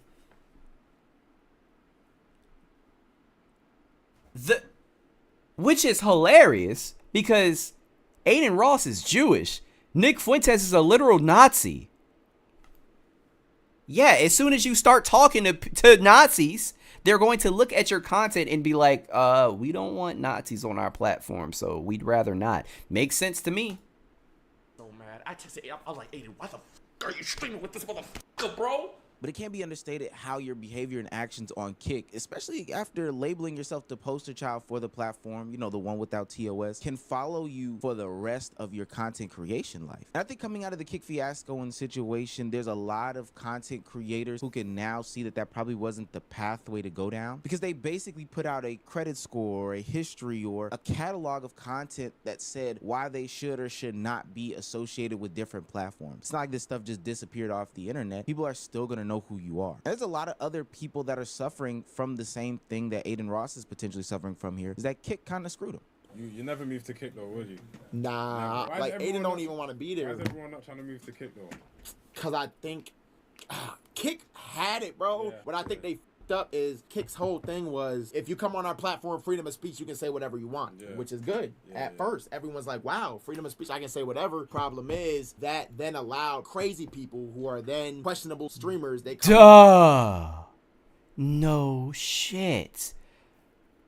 This is why platforms do not necessarily have freedom of speech, because it invites degeneracy. Who knew, chat? That's common sense. No shit. Yeah, if you say you can say whatever you want, people are gonna wild out. Duh. 2 + 2 is 4. On his platform, they start doing wild shit. And now I think Kick's looking at it as like, damn, do we start moderating this shit? Or do we just let them go? Because we said we're going to give them freedom of speech to do whatever. Now, I know this question is going to come up and people are inevitably going to ask it. Do you think Adin Ross has changed? Do you think he can change? Well, that's honestly not up to me to decide. See, the tricky thing is your audience is a reflection of you. So when you shout out to Chris for the $2 super chat. Hassan is extreme, yes, but not Adin extreme. Hassan has still said some crazy shit in the past that he probably should have gotten banned for, but no, I get you. Specific paths to cater towards a specific group of people, have specific types of conversation. One, that is who you generate to be a part of your community and be your onlookers and bystanders. And two, it is hard to shed yourself of that name, that title, that whatever, etc., etc. And just because you say that you've changed doesn't mean that you automatically get that grace from people that you not only scorn, but people that have a bad taste in their mouth from consuming your content. If I put out a catalog of basketball content, it would be very hard, and I would have to be extremely intentional to try to turn my audience into a political content audience or a sneaker content audience. And it would be especially hard if you went out there and started spewing hate speech, nasty rhetoric, stuff that's racist, sexualizing this, that, and the third, homophobia, etc., and then tried to pitch to a company or a conglomerate and say, I am not that person anymore. I am okay. That's hard. That is hard, especially when there is so much evidence out. That is fucking hard. You can't do that, especially when you presented yourself away for so fucking long. Again, brand risk. I hope that Adin Ross understands that. And if he does not, he definitely needs to have some phone calls with Sneako, who is currently going through that situation now. I think the ultimate challenge for my 20s is going to be shifting away from social media and all the politics that I've got myself involved in. And yeah, Sneako, now he's fucking waking up and understanding. But it's just so funny because him specifically, he always wonders why he gets the Haram police in his chat, why he gets a lot of Nazis in his chat, why he gets a bunch of, you know, just racist people in general in his chat. It's because of the people you were bringing on, the topics that you were talking about, the racist rhetoric, like it. So much of your actions contributed to your audience. That's how it works. I'm a troll sometimes, so I get trolls in my comments or in the chat, whatever. Like I like to joke around, so a lot of people that are jokesters or have a similar personality are in the goddamn chat right now. To be able to make what I really want to make. I think we've yet to see an artist come directly out of the social media world, and I want to be the one to do it. When I was streaming the other night, my community started saying that art is liberal and gay. Most of the people that watch the audience that this man built out of hatred and racism. They are the same audience that's telling him making art is gay. That's so funny.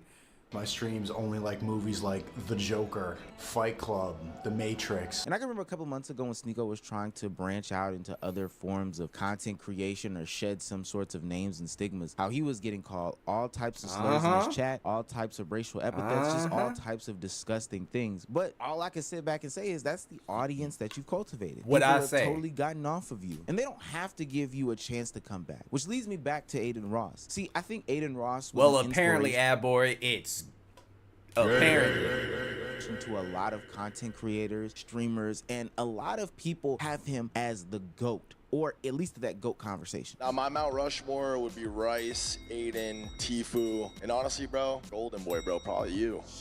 Adin was my biggest inspiration, bro. Adin's the reason I started streaming, because I thought streaming was for dorks. And then he did a stream with Lil TJ, and I'm like, hold on, you can do other shit besides just gaming on here. There's a lot of things that Adin Ross has done that people attribute to being the first or the most successful or being groundbreaking. Bronny, Tory Lanez, having all these other rappers being on there, doing different things first that a lot of people think is commonplace now for streamers is what Adin Ross did in the beginning. But with that ultimately being said, he has also done some things that have not left a good taste in Twitch's mouth. So while I would want to see Adin on these platforms, I personally don't care. I am of the belief that if you make your bed, you must lie in lay it. in it. If you've done your due diligence to hurt these people, scorn these people, go against their rules, etc., etc. I mean, you signed up to play their game. If you're gonna play their game, you can't decide when you want to play a different game or want them to change the rules or nitpick, etc., etc. Literally what I even said. if it appears to be unfair, these are the game makers. So we can call them out all we want to, but at the end of the day, you're talking to Hasbro, you're talking to Milton and Bradley, you're talking to 2K, you're talking to the game makers themselves and trying to pitch them to change their game. I think one of the things that Adin Ross could have did in his transition over to Kick was really make a good effort and emphasis in order to be a better person from its inception and say, hey, you know, we don't have TOS over here, but I'm not going to take it to the fullest extent. But he did do that. So 3 strikes, you're out.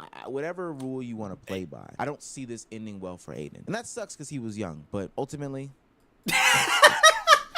Nah, I agree. Ultimately, like, what the fuck am I gonna say? I mean, like he said, you made your bed, lie in it. Shout out to Omeezy. I couldn't agree enough. Before, matter of fact, since we were talking about Sneako, let's watch this Abba and Preach video. It says Sneako is back. But before we get into it, I am going to be back really quick. I'm just gonna use the bathroom and I'll be back. Give me 1 second.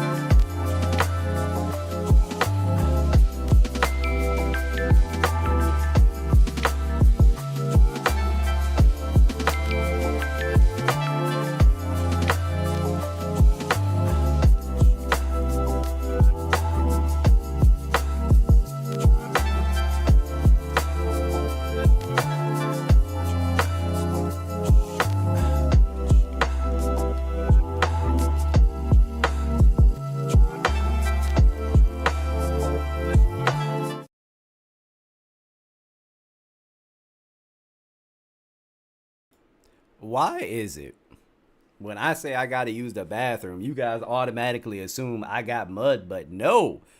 Damn, can a brother take a piss real quick? I just don't want to leave y'all in silence, bro. That's all. That's all. Damn. I did not have mud, but leave me alone.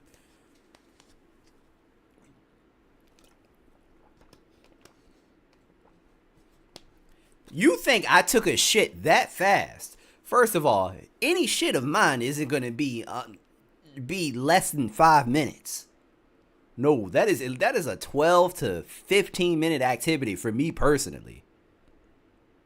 You think it's gonna be all right, Abor? Keep fucking with me. Next time I'm gonna take a shit, I'm gonna send you a picture on Discord. Keep fucking with me. Keep fucking with me. I'll send you a picture.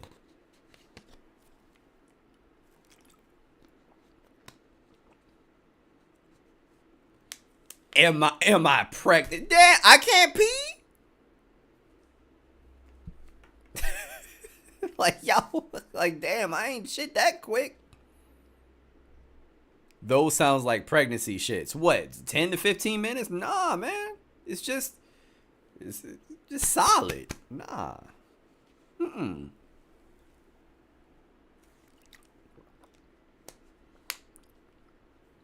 I actually do consume a lot of fiber, okay? Sometimes it takes a while. I'm not saying the shit. Why am I talking to y'all about my bowel movement? No, I'm not saying the actual bowel movement takes a while. It's just a lot coming out, you know? I take manly shits, but the fact that I shit so much is because I have a high fiber. Let's watch the goddamn video. I don't know why I'm explaining this to you. Let's watch the goddamn video. Admin Preach talking about Sneako. Like a blast from the past. Straight from the kingdom of cooking. I think the ultimate challenge for my 20s is going to be shifting away from social media and all the politics that I've got myself involved in to be able to make what I really want to make. I think we've yet to see an artist come directly out of the social media world, and I want to be the one to do it. When I was streaming the other night, my community started saying that art is liberal and gay. In streaming, I've cultivated an audience that shares little to no interest with me besides UFC and all the dude activities that are popular in media. Most of the people that watch my streams only like movies like The Joker, Fight Club, The Matrix. I spend so much time in galleries and museums because nothing else instantly gives me so much inspiration. As I get older, I come to realize that there's really nothing more uninteresting than talking about than money, business. Many men are afraid to discuss anything else or step foot in a place like this because art is supposed to expose and highlight our vulnerabilities. I love streaming. Part of the reason I hate it is because you end up becoming a jukebox for people who want to hear the same talking points over How and the over. fuck did you not understand that before? How did you not understand that? Yes. But you did that to yourself, Sneako. You did that. No one else told you to do that. You did that. You wanted the audience that you got at the time. You wanted the Muslim audience. You wanted the racist audience. Like, that's you. That's what you wanted at the time. Again, especially when your audience is 98% male, they want to hear discussions about women and self-improvement. Still So have a listening to new you personality in 2 weeks. Facts. feels like they're progressing, but most of them never apply any of it. They just like hearing the greatest hits. Sometimes streaming now feels like being a 7-year-old rock star who's playing hits from the 80s. I'm beginning to understand why bands like Radiohead refuse to play their most famous songs like Creep. I'm a widow. Yeah, maybe in 1993, but it's time to grow up. Okay. Thoughts? When was that taken? Huh? When was that film? That's such a great question. I mean, it's a flip-flop. The way I would characterize this guy, this character is he's a crock. He's not a flip-flop, he's a flip-flop company. Been making his money on flip-flopping like that. It's He's a not so much flip-flop like, company, it's crazy. Being on the fence or being, What's up, Ray? Oh, you know, you're leveled. No, you're in between. You're center. No, is that it's one extreme to the other. It's not no leveling. It's always like boom, bop, boom, bop. Whatever we not said about this kid, it's the same thing that repeats over. It's a cycle that repeats itself. And then he's going to go into another tangent. It's just that. So you don't support your fellow Haitian brother? No. No. There's a lot of people, a lot of fellow Haitian that I don't support. You don't support your fellow African. Africa's a continent. I don't care. But my fellow Ethiopians, I support them every time I see them. No, that's not true. No, that's not true. Go Weekend. Johnny. Hey, Bo, I see you do your thing. That's right. Johnny Somali's fucking Ethiopian. He's Somalian. That's not the same thing. No, he's not. He is. Anyways, all that to say, No, it's just what else are you gonna see? It's just a if you flip guys flop. don't know about Johnny Somali, yo, he's about to go to jail for a very long time. He had court and apparently it went bad, but that is another conversation. Thing doesn't work, you switch it up. It doesn't work. You explored everything and you done pissed off everybody with that lore. So you switch it up. So, like what else? What else is new? How many times did this guy flip flop? Well, How many times did this guy flip flop? How many times? How many times do you have to flip a pancake when you making it? Maximum Twice. Twice. Because a pancake got two You're sides. right. Motherfucker, this pancake is It is. It's burnt out, played out. You know, some people might say it's growth. There's nothing wrong with changing your opinions. I think when you change your opinions that much in 4 or 5 years, I have to question whether or not you should be giving any advice. Yes. And then You I'm know, also listening- going to question if you actually believe the shit that you're talking about, because you go from one extreme to another. Like you're constantly flip-flopping 24/7. And you know what? I find it crazy that he hears that criticism, but he never takes it. Like he doesn't even comprehend as to why people even say that in the first place. Sneako's funny because it's watching somebody water a garden and then plants grow and being like, yo, fucking stupid plants. Like, bitch, you planted some cactuses. Come to find out the bitches stink. Yeah, your audience thinks art is Cacti gay stink? because you made them think that shit's gay. Yeah, your audience only likes UFC and all the other shit because you told them hypermasculinity is the best thing possible. Being a man is about being able to defend yourself, this, that, and the third. You explained to me that the masculine man is supposed to protect, but you can't even protect yourself. Woo! That's kind of, Woo! it seems to me like you're failing at Oh, color me surprised. They don't like art galleries. It's like, hello, see?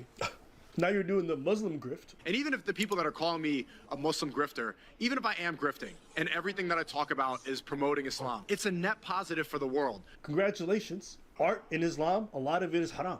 Yes. A lot of it. If you replicate living animated things, that's considered haram.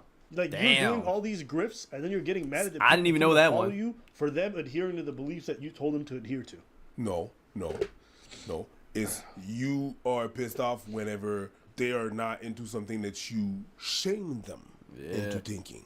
Yeah. It's not even so much that, oh yeah, it's really a thing that like that's what I'm into. No, you shame people when they don't think like you. Also, I'm going to give the other take. Yes, arts are liberal. You guys made fun of all the liberal arts students who went to school for that shit. Arts are liberal.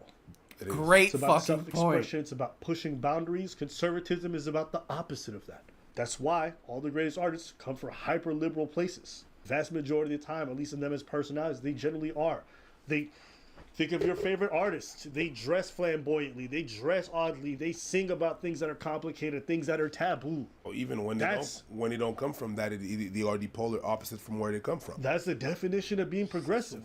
You know, this makes me think of like when a woman says, "I want a traditional man who's progressive." It's That like, doesn't make any sense. What the fuck are we A talking traditional. about? You want a conservative man who's progressive? That's not gonna happen. You want a conservative man that's progressive. How does that even? Those two things are totally contradictory to each other.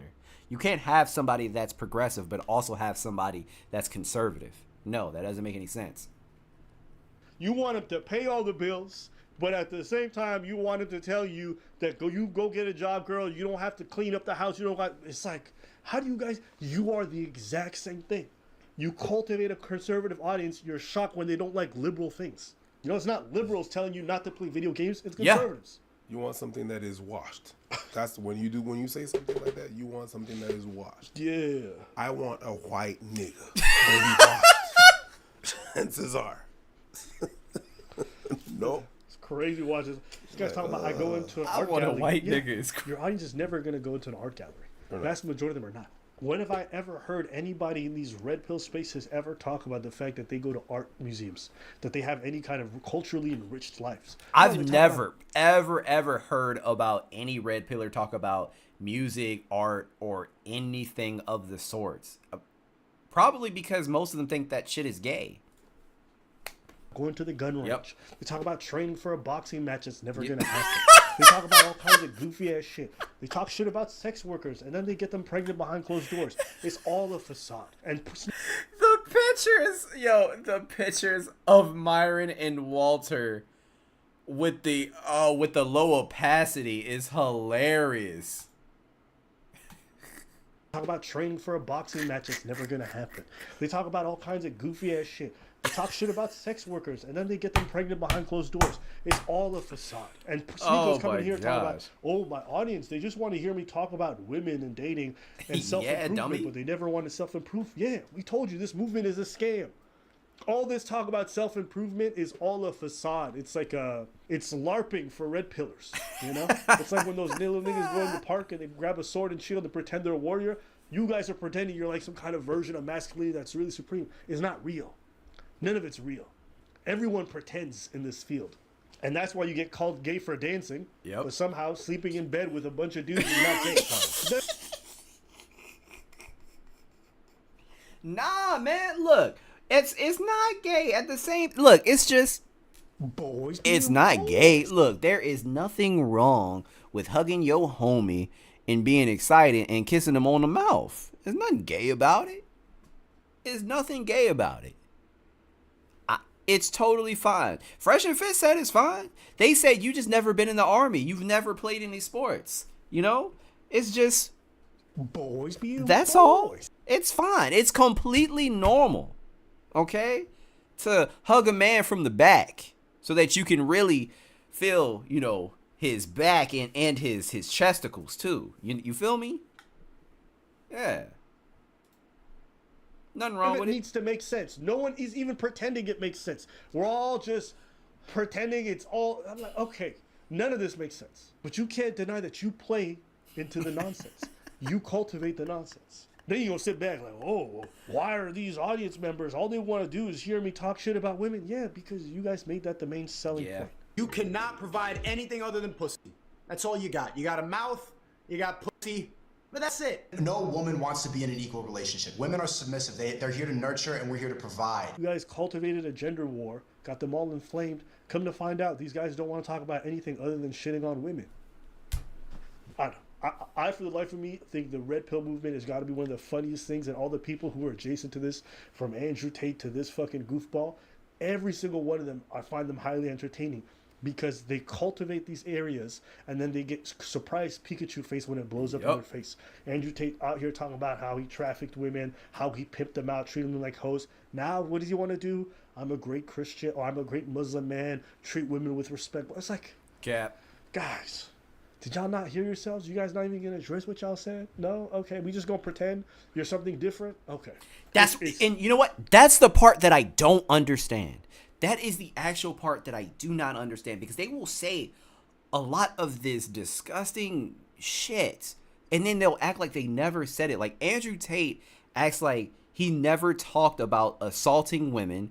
He acts like he talked about nothing criminal. Like there are literal videos of him self-snitching, but he thinks we're all stupid for some reason. There's literal proof. There is evidence of him beating a woman. Plenty of evidence. Like, does he just think we don't pay attention to this stuff? They all do that. It's highly impressive. And I will say this. I feel like people on that side of the spectrum get so much leeway to be logically inconsistent, to change up their entire rhetoric, and none of it has to make sense. None of it has to make sense. But then they look at a liberal and it's like, well, facts don't care about your feelings. It's like, God damn, nigga. Have you seen the facts in your history? It's Comic-Con. It's Comic-Con. It's Comic-Con? Yeah, because whenever you do a Comic-Con, and that's what he's doing. He's like perfect con artist. Cosplaying. You know what I mean? That's what it is. It's a group. Con artist con. Con artist con. Of con artists, but it's like a Comic-Con, like a convention. Right? But the thing that happened is that from one convention to the other, you could switch your costume up all you want, and it's fine. Con artist con. It's crazy. They got a con for everything. Right now it's Yu-Gi-Oh! We have Batman. You know what I mean? So with their inconsistencies, they are very very consistent. Yeah. They're consistent as being inconsistent. And it's all like... Yeah. Damn. I feel for Sneako, though. I don't. Sneako getting cucked by versions of his past self. This man can never escape the cucking. He did that to himself. He did. I can't feel bad for someone that goes like this. That's you. I can't feel bad because you got hurt. You slapped yourself. Dumbass. Why am I going to feel for you? Stop slapping your goddamn self. And he said, what else did he say? He said all these guys do was want to talk about money. That Bitch, was you. That was you. There's a lot of distractions for sure, but it's not, bro. This is the distraction. You are. I'm telling you that you are the distraction from being a good person right now. I'm distracting. I'm a bad person. And I'm encouraging bad people. Yeah, no, you're encouraging bad behavior.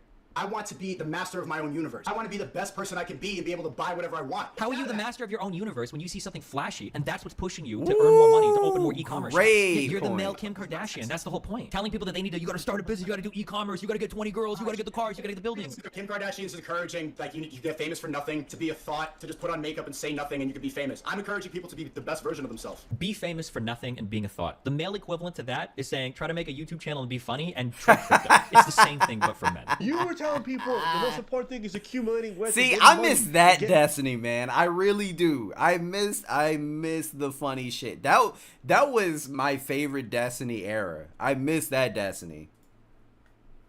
These girls. And you can't. And you associated with people who constantly sold that thing. Now you mad at your audience because that's all they care about. You didn't just say that. You. That was propaganda. Bro, y'all tell people all the time a lot of their self-worth is determined by how much money they make. And then you surprised when they self-worth is. Right? Women are never going to take you seriously unless you have a lot of money. And now it's like, oh, why do all these guys want to talk about money? Because, you know, that's what you told them is important. Wow. Okay, so you could decide, do you want to make more money and then not tell the truth and not have convictions? Or do you want to tell the truth regardless and make a difference in the world? If you want to make more money and run around with celebrities and sell your soul, that's fine. It's really a choice of, do you want to sell your soul or not? But that's not, you should not say it's a mistake to have conviction. See, you change your opinion nowadays. You change Even Fresh knows he flip-flops. Why all these plants that I watered growing? Stupid. Yeah. I just want, find me a clip. Find me a clip of where these guys say it's good to be culturally enriched. It's good to go to art museums and art galleries and go to conventions. Find me one. It's just funny. And then at the end of the day, we're going to get called fence sitters, but at least I can say one thing. We're consistent. You niggas switch sides of the fence every chance you fucking get. I will say I agree. I agree with Preach. I agree. They are consistently inconsistent. I think that is a great way of putting. These niggas are J.R. Smith in the NBA. Consistently inconsistent. Yes. When LeBron was on the Cavs again, yes. Consistently inconsistent. That nigga J.R. Smith. If you are a J.R. Smith fan, I apologize. Not really, because you know it's true. A fence sitter all you want. Bitch, I done seen you hop over this fence like you're supposed to live in the middle too. All of a sudden now you want nuance. Why? I want to be a conservative, but I actually really like art, and then I really, you know what it sounds like? It sounds like you're on the fence. Huh? It sounds like you might be not as conservative as you think. It's not on the fence because eventually he's gonna, like, give him 2 weeks. Give him 2 weeks. Give him 2 weeks, a nap and a glass of water. He's gonna change his tone again. Stop. It's like. It's getting old. Yeah, 2 weeks of nap and a glass of water. And then he's going to be like, it's been that. So, you know. Where did this guy start? First, nah, that was crazy. Really artistic person. Then said art was gay and then really focused in on the whole red pill stuff. Then he went to like the anti-vaccine stuff. Then he went into like, I'm not religious. Then he became religious. Then he went away from like the necessarily religious stuff and going back to like, you know, art is great. I don't know why these men are just want to be hyper masculine. That's in the span of 3 years, bro. It's like, God damn. It's tiring. 3 years. And yes, you can grow. I ain't never seen a man who puts on values the way women put on makeup. It's damn. crazy. But I digress. Put it on and take it off. Say about our good friend Cuckoo. Actually, why don't we look at some of the reactions before we go? See what the audience thinks. They're like, boo, hey yo, you that got punched by a frog. Someone said, sounds like Sneako needs a safe space for his art. Someone said, he's moving on to his next exploit is all. Sneako went from cuck to conservative, far right to Muslim, whatever else that led him to art to now. Someone said, yo, you created that audience, my guy. It's all on you. Shut up. Yeah, shut up. See, and this is what I'm talking about. People aren't stupid. They see it. They see it. So they know everything that you're saying. Like, we do not know what's genuine anymore because you are constantly changing how you feel about things in such a small amount of time. If this was like 6 years later and you came back and said, hey guys, I'm like this now, people will be more inclined to, you know, buy that. But this, nah, man. shut your ass up. Someone said the rebrand is going crazy. Hey. Generational rebrand. They know. That's what I said. They fucking literally know. It's been like that. Oh no, it's the consequences of my own actions. Oh no! Oh no! Oh no! Oh no! Oh no! Oh my God! Is it me abusing myself? Is it me? Yeah, I guess everyone's kind of got the same take. He's a bozo then. He brought this kind of lack of expression audience to his own page by spouting bullshit. Ain't that the case though? What did he always do when people were not talking about worldly events? When people weren't talking about politics? You guys are fucking losers. You talking about nonsense? You guys want to do comedy? You want to laugh? You want to do art? Then You guys are just too afraid of Jews. And now what does he want to do? He want to be staring at Jewish art. Hey, if you don't shut your ass up. But just before that, he was doing comedy. You understand what I'm saying? He did some open mics. He tried. He did an attempt. That didn't work. Boom. That didn't work. Right back to this bitch. It's like, yo, the rebrand is hard. Going hard in the motherfucking paint. It's hard. Like, matter of fact, this was a great transition from the Adin Ross video because they are literally in the same boat right now. And Omizi made that same point. They are in the same boat. You made your audience. These are the people that are associated with you. They are like this because you literally made them this way. And you expect these platforms to platform you. No. They know this shit isn't genuine. Stevie Wonder can see this shit isn't I think genuine. ever since Sneako got punched and lost half his tooth, I think he started realizing, bruh, this movement don't give me no bitches. Maybe that bouncer knocked Maybe. some sense into him. Hey, shout out to security nigga. Shout out to security nigga. I haven't worn my shirt in a while because Sneako has been quiet, but I need to bust out the shirt. Very much about Sneako since then. I guess he's been praying. Anything else? Nah. Definitely not. Let's know what y'all think. Yep. Oh, it's Logic's. Oh, let's see here. I think at this point. Yep. Well, what's going on with our good friend Sneako? Nice cameo. Nah, facts. Oh, man. But yeah. Hold up. My bad. I did not mean to do that. The fuck? It's Logic's turns off. I didn't plan to react to Logic's content, man. My bad.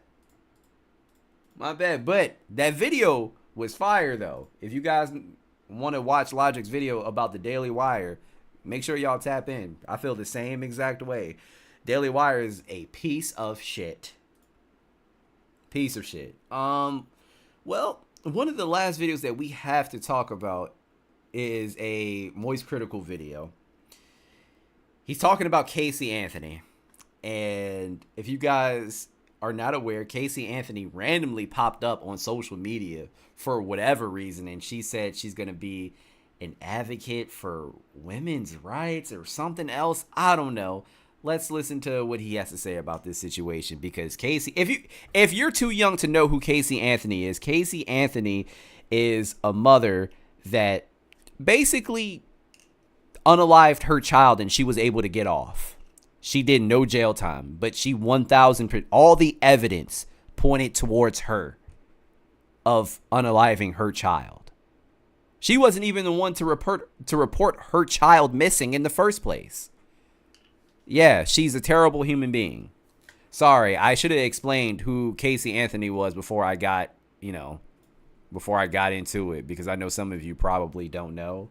And that's not your fault. She's just young. And I think that's why she decided to get on the internet at this point, because the younger generation is essentially growing up. Like, they are old enough now, and they're older to the point where they're like, oh, who is this person? I don't know who she is. You feel what I'm saying? Like, they don't know. They're young. When this entire situation happened, they were extremely young. They didn't pay attention to it. When Casey Anthony essentially unalived her kid, I think I was in high school personally. But yeah, now there are kids on TikTok and Instagram or whatever. They see this person, they're like, I don't know who the fuck this is. Let me check her out. And they're following her basically. So easily startled. My parents playing peekaboo and I freak out. But then all of that changed when I watched the first Pokemon movie and Ash Ketchum turned to stone. I knew in that moment that I had to be better. I had to expect the unexpected. And since that day, I've never been surprised. Until today, that is. Casey Anthony announced that she's going to become an influencer. Yeah, the Casey Anthony. You know, the one that murdered her daughter? As a legal advocate. Yeah. She has come out of the shadows to become an influencer, and she made a big video about it. And I hate it. I absolutely hate it. I'm not here just to regurgitate what I feel most of you know about the Casey Anthony case. If you don't know what I'm talking about, I highly recommend watching some videos or researching it, because it is one of the most deplorable miscarriages of justice since the OJ trial. Ooh. It is still... And you know what's funny? I said the same thing. Because, guys, I think we are all mature and old enough at this point. We all know OJ did that shit, right? And let me know what y'all think in the chat. Do we think that OJ really did it? If you think that he didn't do it, I would advise you to watch the Netflix documentary about the OJ case. But he 1000% did that shit. I mean, OJ did it. Gucci, you believe OJ didn't do it? Yep, he did it. OJ, okay, I'm not listening to Moosey. Our judicial system found him innocent. Bro, watch the goddamn Netflix documentary. Everything was pointing towards OJ, even DNA. But the issue was that technology was so new, they were basically able to sow like seeds of doubt within the jury, essentially. OJ got off because he was so loved, and also because the detective working on that case was racist. That's why he was able to get off. OJ got off because of luck. Everything played in his favor so perfectly. You had a racist officer, and you had a jury that was predominantly black. OJ did that shit, bro. OJ did it. Even his manager, he said, he specifically asked OJ, he said, OJ, I always wondered if you actually did it or not. Apparently, this is what his manager said. I don't think his manager would lie. But apparently, OJ took a deep breath, a sigh, and he looked at him and he said, you know what? If she did not have that knife in her hand, she would still be alive today. Basically implying that he did it. Anyway, but that's OJ. But yeah.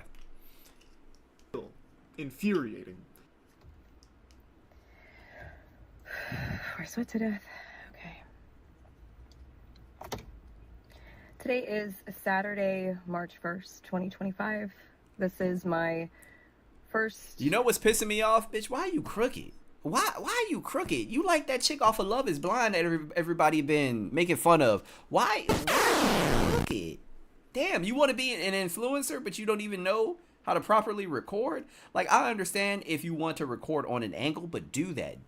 Don't record diagonally like that. This is weird. Yeah, that's probably many recordings. Hopefully this is not the first of many videos, Casey. Hopefully this is the last one. Maybe the case just gets reopened spontaneously so justice can finally be served for when you killed your daughter. That'd be hopeful. Also, if you're gonna film a video, can you at least take it off of like this slant? It looks like I'm falling down like a fucking water slide trying to watch this. Got the goddamn audience with the drunk goggles on here trying to see whatever you're yapping about. Like, why would you even film a video when it's like this? Thank you! All cattywampus. Thank you! That's what I'm saying! And shit. On a series that I'm starting. I am a legal advocate.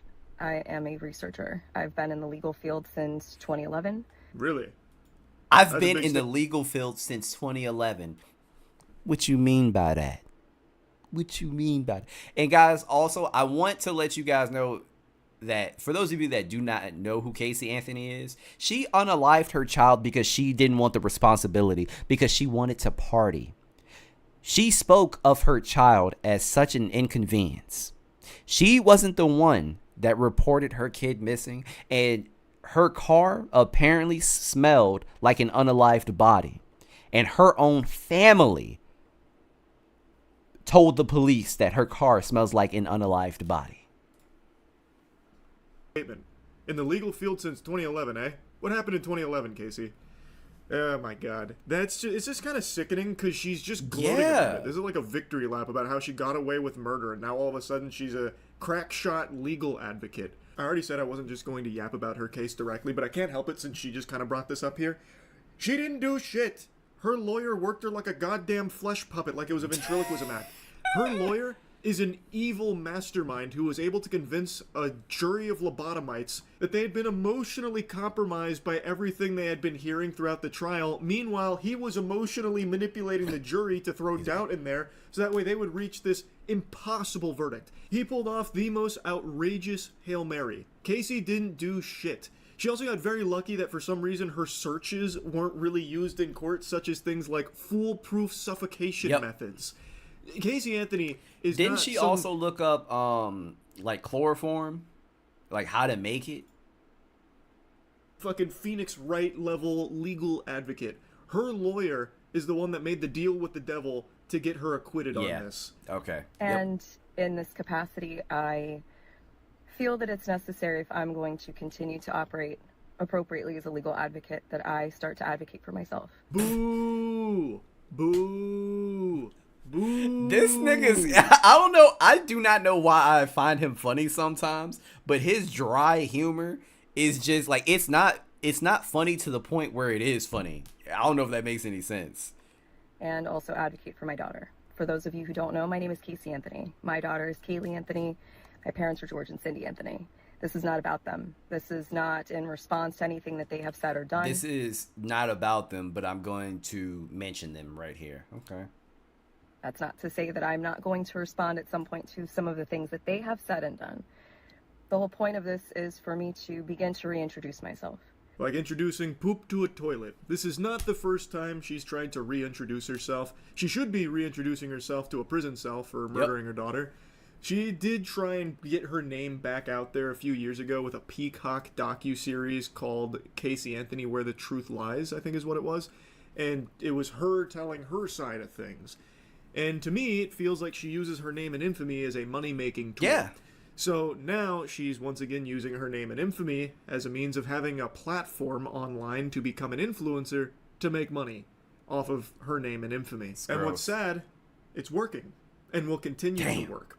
She has a ton of people who unironically support her, even knowing she murdered her daughter and got away with it. I hate to put race into this situation, but you guys know, if she was black, she wouldn't have gotten off.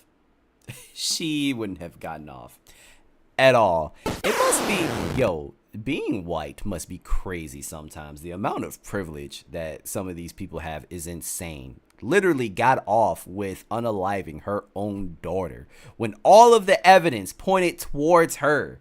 Oh my gosh, let that have been a black woman. They would have been calling her every goddamn name in the book.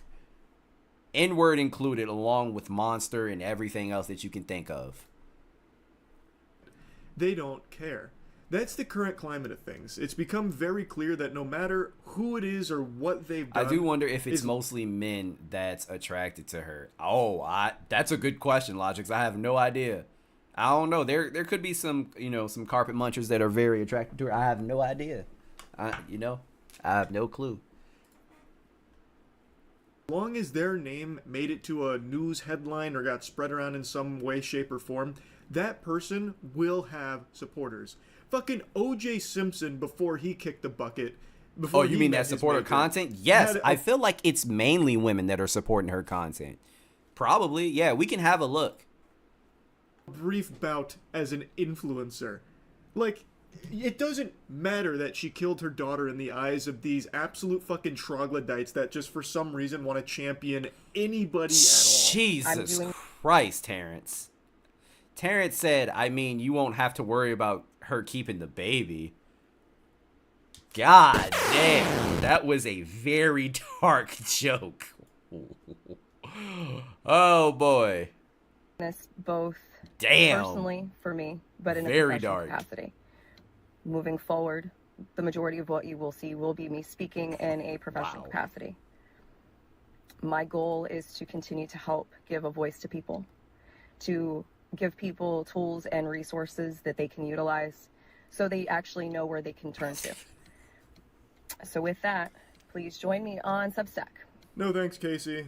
I think I'll pass on that. I think I'd rather join the Cock and Ball Torture Enthusiast Club than listening to you pat The yourself on Cock the back and about Ball Torture Enthusiast Club is crazy. getting acquitted of murdering your daughter. If you have questions, I will set up an email address where we can correspond directly. Up until this point, that has never happened. And it's only going to be on a limited basis regarding legal issues, legal matters. Don't have any questions on legal matters, but since you're talking to Also, what is she talking about exactly? Because she's not a lawyer, so what are you talking about? May I ask you a professional question? Where the fuck are you? What are you doing in that car right now? You can hear her turn signals on. Or maybe she has a metronome in the car? Like, is she trying to hypnotize us through the video? Like, what is that? Why is your turn signal on? Are you filming this while driving? She's doing this at like a red light or something? Imagine It's being probably not her signal. It's probably her emergency lights, which is even worse. I feel like that's even, you pulled over and turned on your emergency lights. Like, bruh, why not just wait to do this when you get home? Like, why did you have to wait? Like, why did you have to do it in the car? Or at least do it when you're parked in a safe space. Behind her, she just sits in her car filming a fucking 5-minute video at the red light. I feel that it's important that I use this platform that was thrust upon me and now look at as a blessing as opposed to the curse that it has been since 2008. Wow. How brave. What a hero, Casey. Yeah, that platform that was thrust upon you. Time to turn it into a blessing. Right. That's very strong, very strong. I cut around some of her blabbering, but I really wanted to show you that part. She takes on this tone that she's some kind of victim. Yeah, it's and now disgusting. She's rising from the ashes like a phoenix from this circus she was put through to use her expertise as a legal advocate to give a voice to the voiceless. And now she's here to help all of us. Too fast, too furious. Casey Anthony is back. She was a victim. A curse thrust upon her, but she turned that curse to a purse. She turned that curse to her purse. So, yo, he is funny without trying. That's pretty good. That's pretty good. Being an influencer and a legal advocate for everybody's benefit. Yeah, Casey Anthony, wee. It goes on for like another minute. I'm not going to bother even going through the rest of it. The turn signal stays on for the remainder of the video, or whatever the fuck that noise is. But overall, Casey Anthony rebrand is pretty successful. More successful than IHOP to IHOB back in the day. That didn't go over nearly as well as the Casey Anthony rebrand. And it's really fucking sad. That really sucks. Imagine a world where you are arguing what Casey Anthony said, like as if it means anything, as if that has any real merit or value. Well, I was following Casey Anthony, and she gave me this unbelievably great advice. That's how I feel about Fresh and Fit. Following Casey Anthony. Like, full stop, that's where I would write you off as an absolute unstable, unwell lunatic. That you would be taking advice from Casey Anthony. But that's the world we're in right now. There are people that are now following Casey Anthony as a champion. It's so disgusting. I just can't even picture what kind of rotten dweeb maniac would unironically turn to Casey Anthony of all people for advice on anything at all, unless it's how to get away with killing someone. It's just, we've got some wild shit going on here. It's what I think to be a pretty obvious, blatant attempt at just using her name as a means of making money off people who right now, if we live in a time where people will follow and support literally anybody and anything, no matter what. So she's trying to capitalize off of that. So I think it absolutely sucks. I hate that we're in that age where people just want to capitalize just off of anything. Like, literally any fucking thing, man. I hate it so freaking much. I don't understand. And people latch on to this stuff. Like, why? I feel like we have to we have to find her page. Cause I'm curious too. I cannot talk. I mean type. I said talk, excuse me.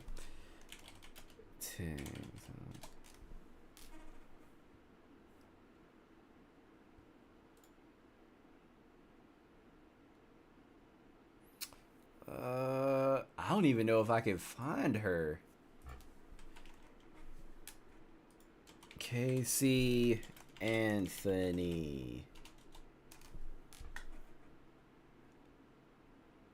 Oh, this is it. She has 66,000.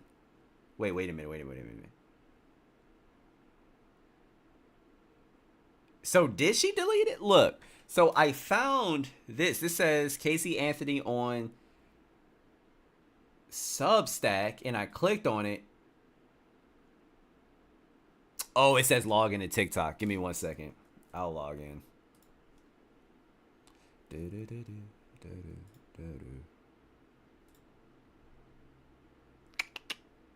Not bad. Didn't see that.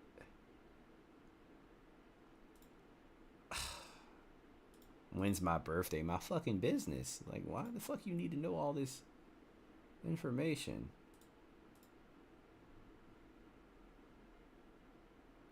Oh my gosh.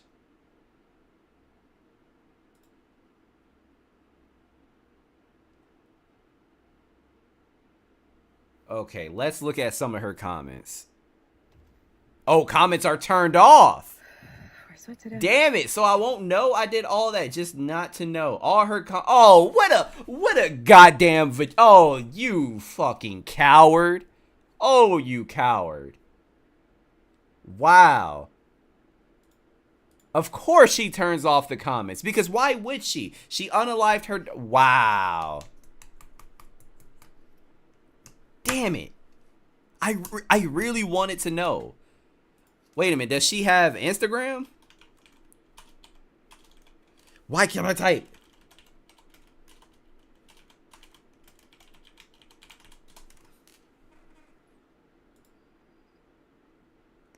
I feel like it's probably just a bunch of, yeah. Nah, I don't think she has one.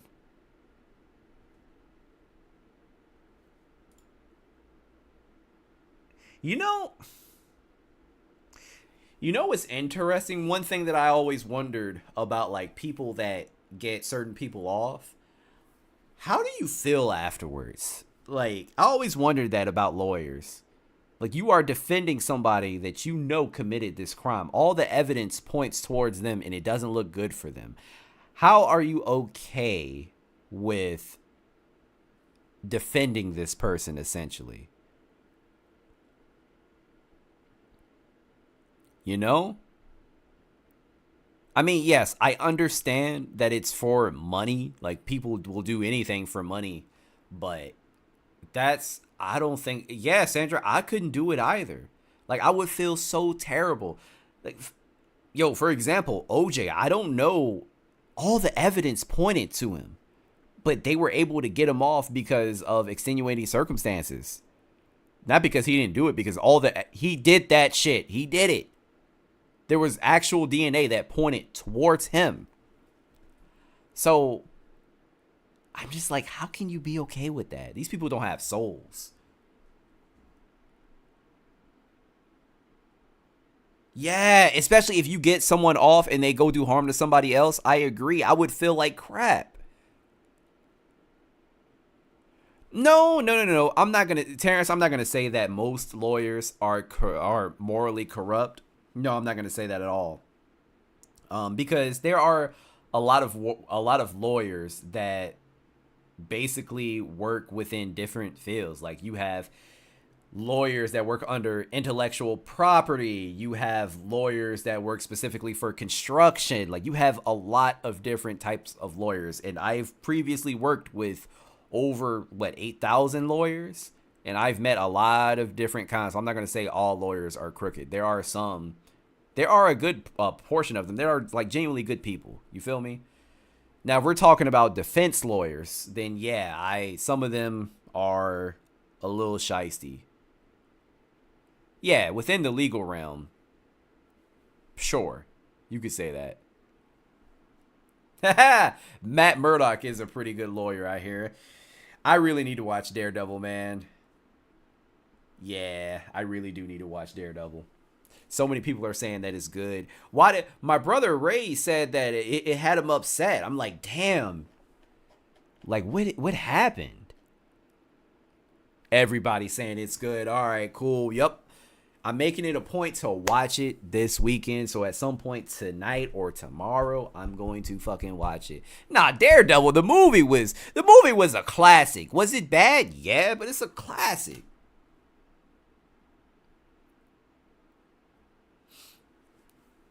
The first episode is the first episode? Classically bad? Again, you're right, but it's one of those movies that you know is bad, but you watch it because, I don't know. Like, it's one of those movies.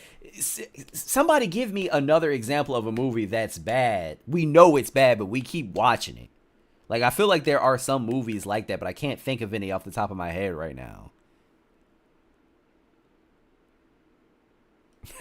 Oh, Punisher? Hilarious.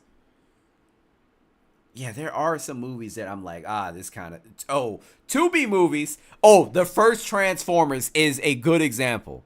I would not say that's a great movie, but I'll go back and watch it like off of like nostalgia purposes alone. A Madea movie. Anything Tyler Perry is bad, but back in the day, especially the plays used to be fire. But we'd be like, oh man, this storyline doesn't make any sense. This is kind of bad. There are plot holes. But you still watch it. I don't know why. Like to this day, I could go back and watch the Tyler Perry plays. Like I shit you not. That's like a guilty pleasure. Oof. Spider-Man 3 is just simply bad.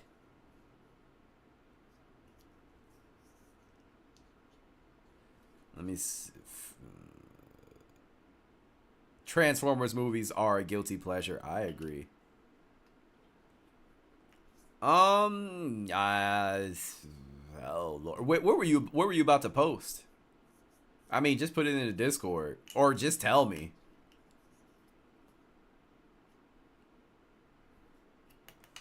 Bullseye was trash, bro. In the movie, Bullseye I was like, this is Bullseye? Garbage. I do like Mean Girls. I do. But I don't even know if I could say Mean Girls is a bad movie. Mean Girls got some dope ass quotables.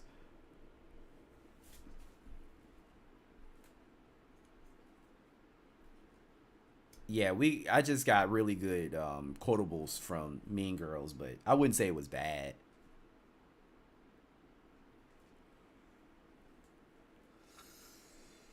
Excuse me. White chicks, maybe, but I really like white chicks. You watch Mean Girls, I'm out. What the fuck? Mean Girls is a classic. I like funny movies, and that movie was funny. Like, it was, so many things about that movie was funny. Mean Girls is not even a chick flick. Like, it's a movie anybody can enjoy if you like comedy. Yeah, there's nothing wrong with Mean Girls, man. Sure, it's hilarious. Every time I watch it, I laugh. I don't know why, but I laugh. No, White Chicks was funny.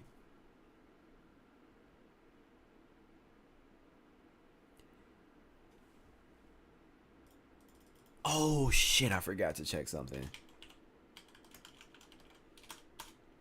I don't know why I can't type from this angle.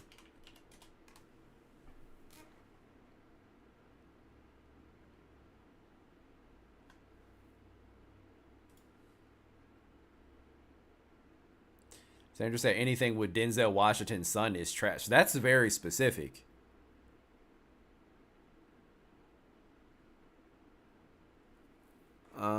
You willing to watch one more vid I put in resources? Sure. Just as long as it's not long as fuck. 8 minutes? Hell yeah, let's watch it. Okay, you talking about the one about Shaq? I'm assuming it's that one, considering that's the only one you posted. But fuck it, let's watch it. This video is entitled "What the WTF is Wrong with Shaq."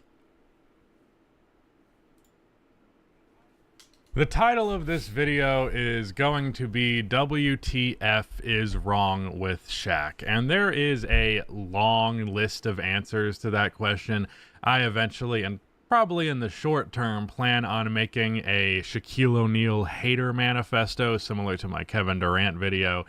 Because Shaq is someone who I have hated on for a very long time. Why? I don't feel Why, quite the though? same level of contempt that I often do for Kevin Durant's, the discussion around Kevin Durant and his career and his legacy.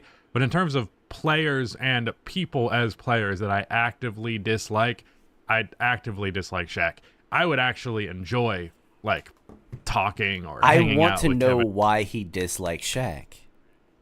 Durant. He seems like a really chill guy, even if we disagree on plenty of things. You know, dude's a chill dude. All my beef is about how he is contextualized in NBA history.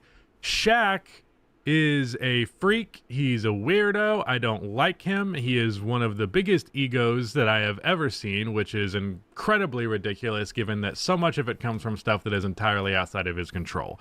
Like, being egotistical about being a large man, especially to the extent that he is just silly.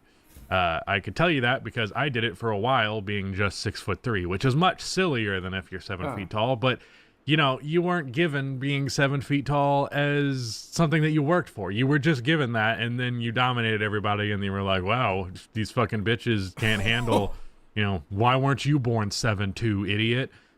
But that stuff all aside, the basketball reasons for disliking Shaq, the takes about players that are so annoying and so rooted in pettiness and old school sentiment that does not even translate tangibly at all to the modern context of the NBA.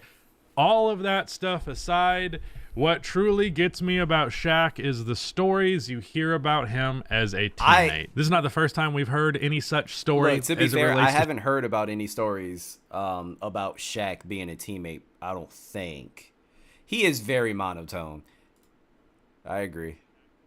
Shaq just being a fucking weirdo. There was there was a clip of Gary Payton talking about Shaq in that one interview show where there's a drum set in the background. I don't know what show it is, but it's like such a universal background drop for interviews. So he's talking about how Shaq would fill a bucket with shit and then dump it on his teammates. But the scat? I'm gonna call this video Shaq Scat. Yo, are you serious? That I have to kill you. Sorry, I shouldn't have said that. My bad. I would have to unalive you. There's no fighting at that point. Like, you gotta go. We gonna have a duel. Like, you have to go. Scat fetish doesn't stop there with Shaq, because Jason Richardson on a pod recently said this. Jay Rich says Shaq once took a teammate's mouthpiece and put it in his butt, then took a toothbrush and stirred it in his butt, and the clip also says, I'm not playing the clip, but the clip also says that he put it in a toilet bowl that was not clean. Not that a clean one would be great, but it's certainly preferred if you're going to put my toothbrush in a toilet bowl. He put a mouthpiece out of his ass. He pulls a mouthpiece out of his ass and puts it in Lou's locker. Then he grabs Lou's toothbrush and stirs it in his expletive. Amundsen unknowingly used the mouthpiece in a game. The whole bench lost it. Lou didn't know what happened until later when we told him Shaq put it in his ass. Matt Barnes then told Lou Amundsen, anything in your locker room has probably been in Shaq's ass. Throw it all away. I don't care if you 7 feet. I don't care if you 8 feet. You do something that's disgusting. Why? What will possess you to do something that disgusting? You have to hate somebody in order to do something like that. That's not a prank. That's fucking disgusting. Yo, and he couldn't smell it? Like, you couldn't smell that mouthpiece was in somebody's butt?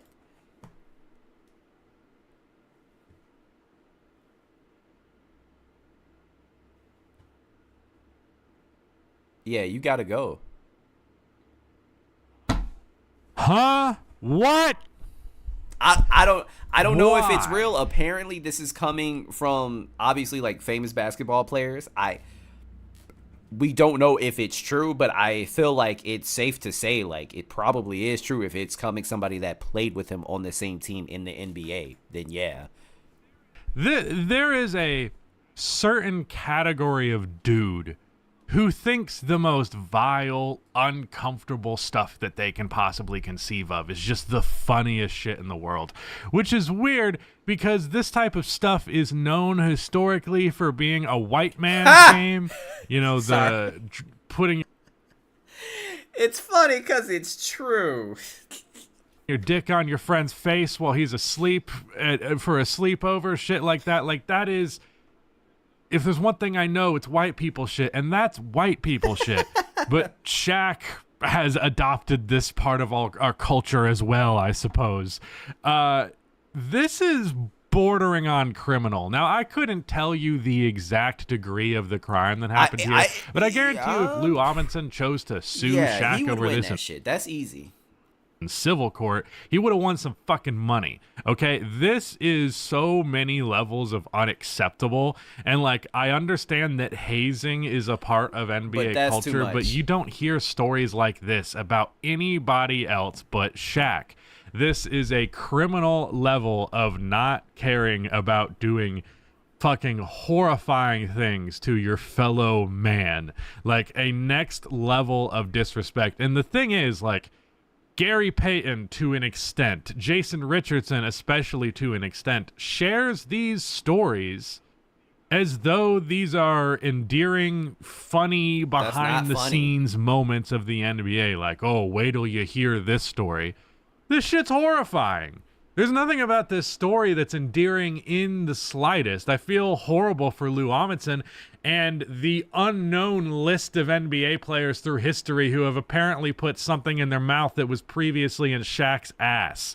Like, the extent of doing it, the fact that we've heard about him doing stuff in this realm time and time again, borders on, like, a sexual fetish. And even if it isn't, I would have to agree here. It's right on the cusp. It's because that's weird and very specific. He just truly has his heart entirely in the ha-has. It still very much comes off the other way as far as I'm concerned. It's gross. It's misconduct. It's sick. It's something that he should be in some level of trouble for. It shouldn't be. South Sun in the chat said, "Man, remember when Shaq doo-dooed on my face? Good times." Something that's just passively accepted as a funny moment from the NBA. Because the whole time I was hearing that story, I wasn't going, ha ha ha, that's a good one, Shaq. It's really funny because it's a great bit. Is most people, like almost entirely across the board, would prefer if something they put in their mouth wasn't recently in a sweaty giant man's unwashed ass. And the fact that they didn't want Even that if it's and then washed, it happened to them. Oh man, that's funny. A lack of consent, funniest shit in the world, apparently. That, I say this with Kobe jersey behind me. I recognize the irony of that. But god damn, Shaq. God damn, Shaq. You gotta go. You gotta go. What's wrong with you? There's so many things wrong with him. But this, again, this is the one that I keep coming back to. You're a sick fuck. He's a sick fuck. He's bullied his teammates and opponents his entire life. Like, he's actively doing shit like this because he's like, what are you gonna do? I'm Shaq. I'm a giant. You literally can't touch me. Even if you're Lou Amundsen, who's like 6'8", 6'9", you know, in terms of status, in terms of role on the team, wasn't as big as Shaq. He's always going to win And he always has won, so he could always get away with bullshit like this. And he could always get away with his bad attitude and his stupid opinions and his belligerence and his insistence upon everybody else hearing his opinion. And it's very rarely come at any consequence to him and his career. Rather, that is his NBA career or his career after the fact, because Shaq hasn't exactly indicated that he's just matured beyond this stupid bullshit. Not that he's doing this in the TNT locker room now, but, you know, the type of humor that he routinely displays is clearly just a level of immature that's like, wow, so you have the same mentality as like a 10-year-old boy. That's okay. To be fair though, because I know what he's referring to. When Shaq and Jesus Christ, I'm sorry, I am getting tired. Shit, what the fuck is his name, chat? Shaq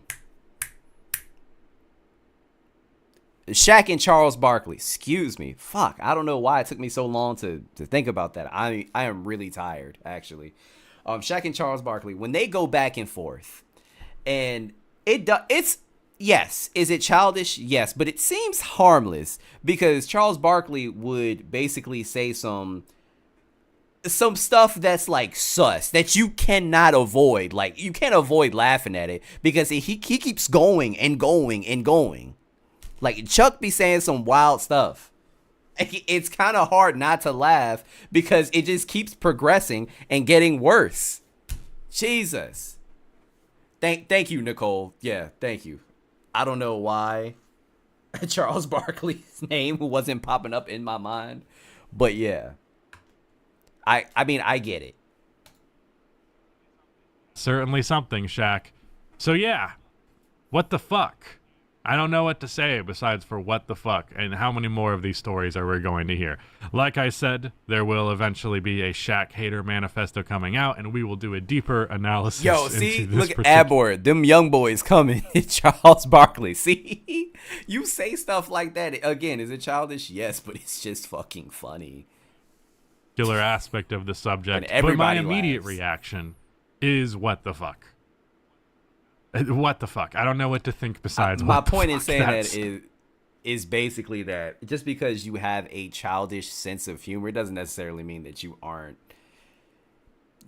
immature. Shaq probably is immature. I mean, I sometimes I like stupid humor too. Sometimes I laugh at silly shit. Doesn't mean I'm not mature, because like, I mean, obviously I am. Unbelievable. What is wrong with him? Nicole is Seriously. the epitome. What is of wrong childish with behavior. him? Okay. Bye. Oh man, thank you, Adboard. I did not know where that video was gonna go, but I was not expecting it to go there. Appreciate you. But yeah, guys, I appreciate everybody that pulled up. W stream, everybody put W stream in the chat. New video will be out soon. The video that I've been working on for quite some time is basically done. I just have to record a few more things. And yeah, I appreciate you guys. I will see you in the next one. Peace.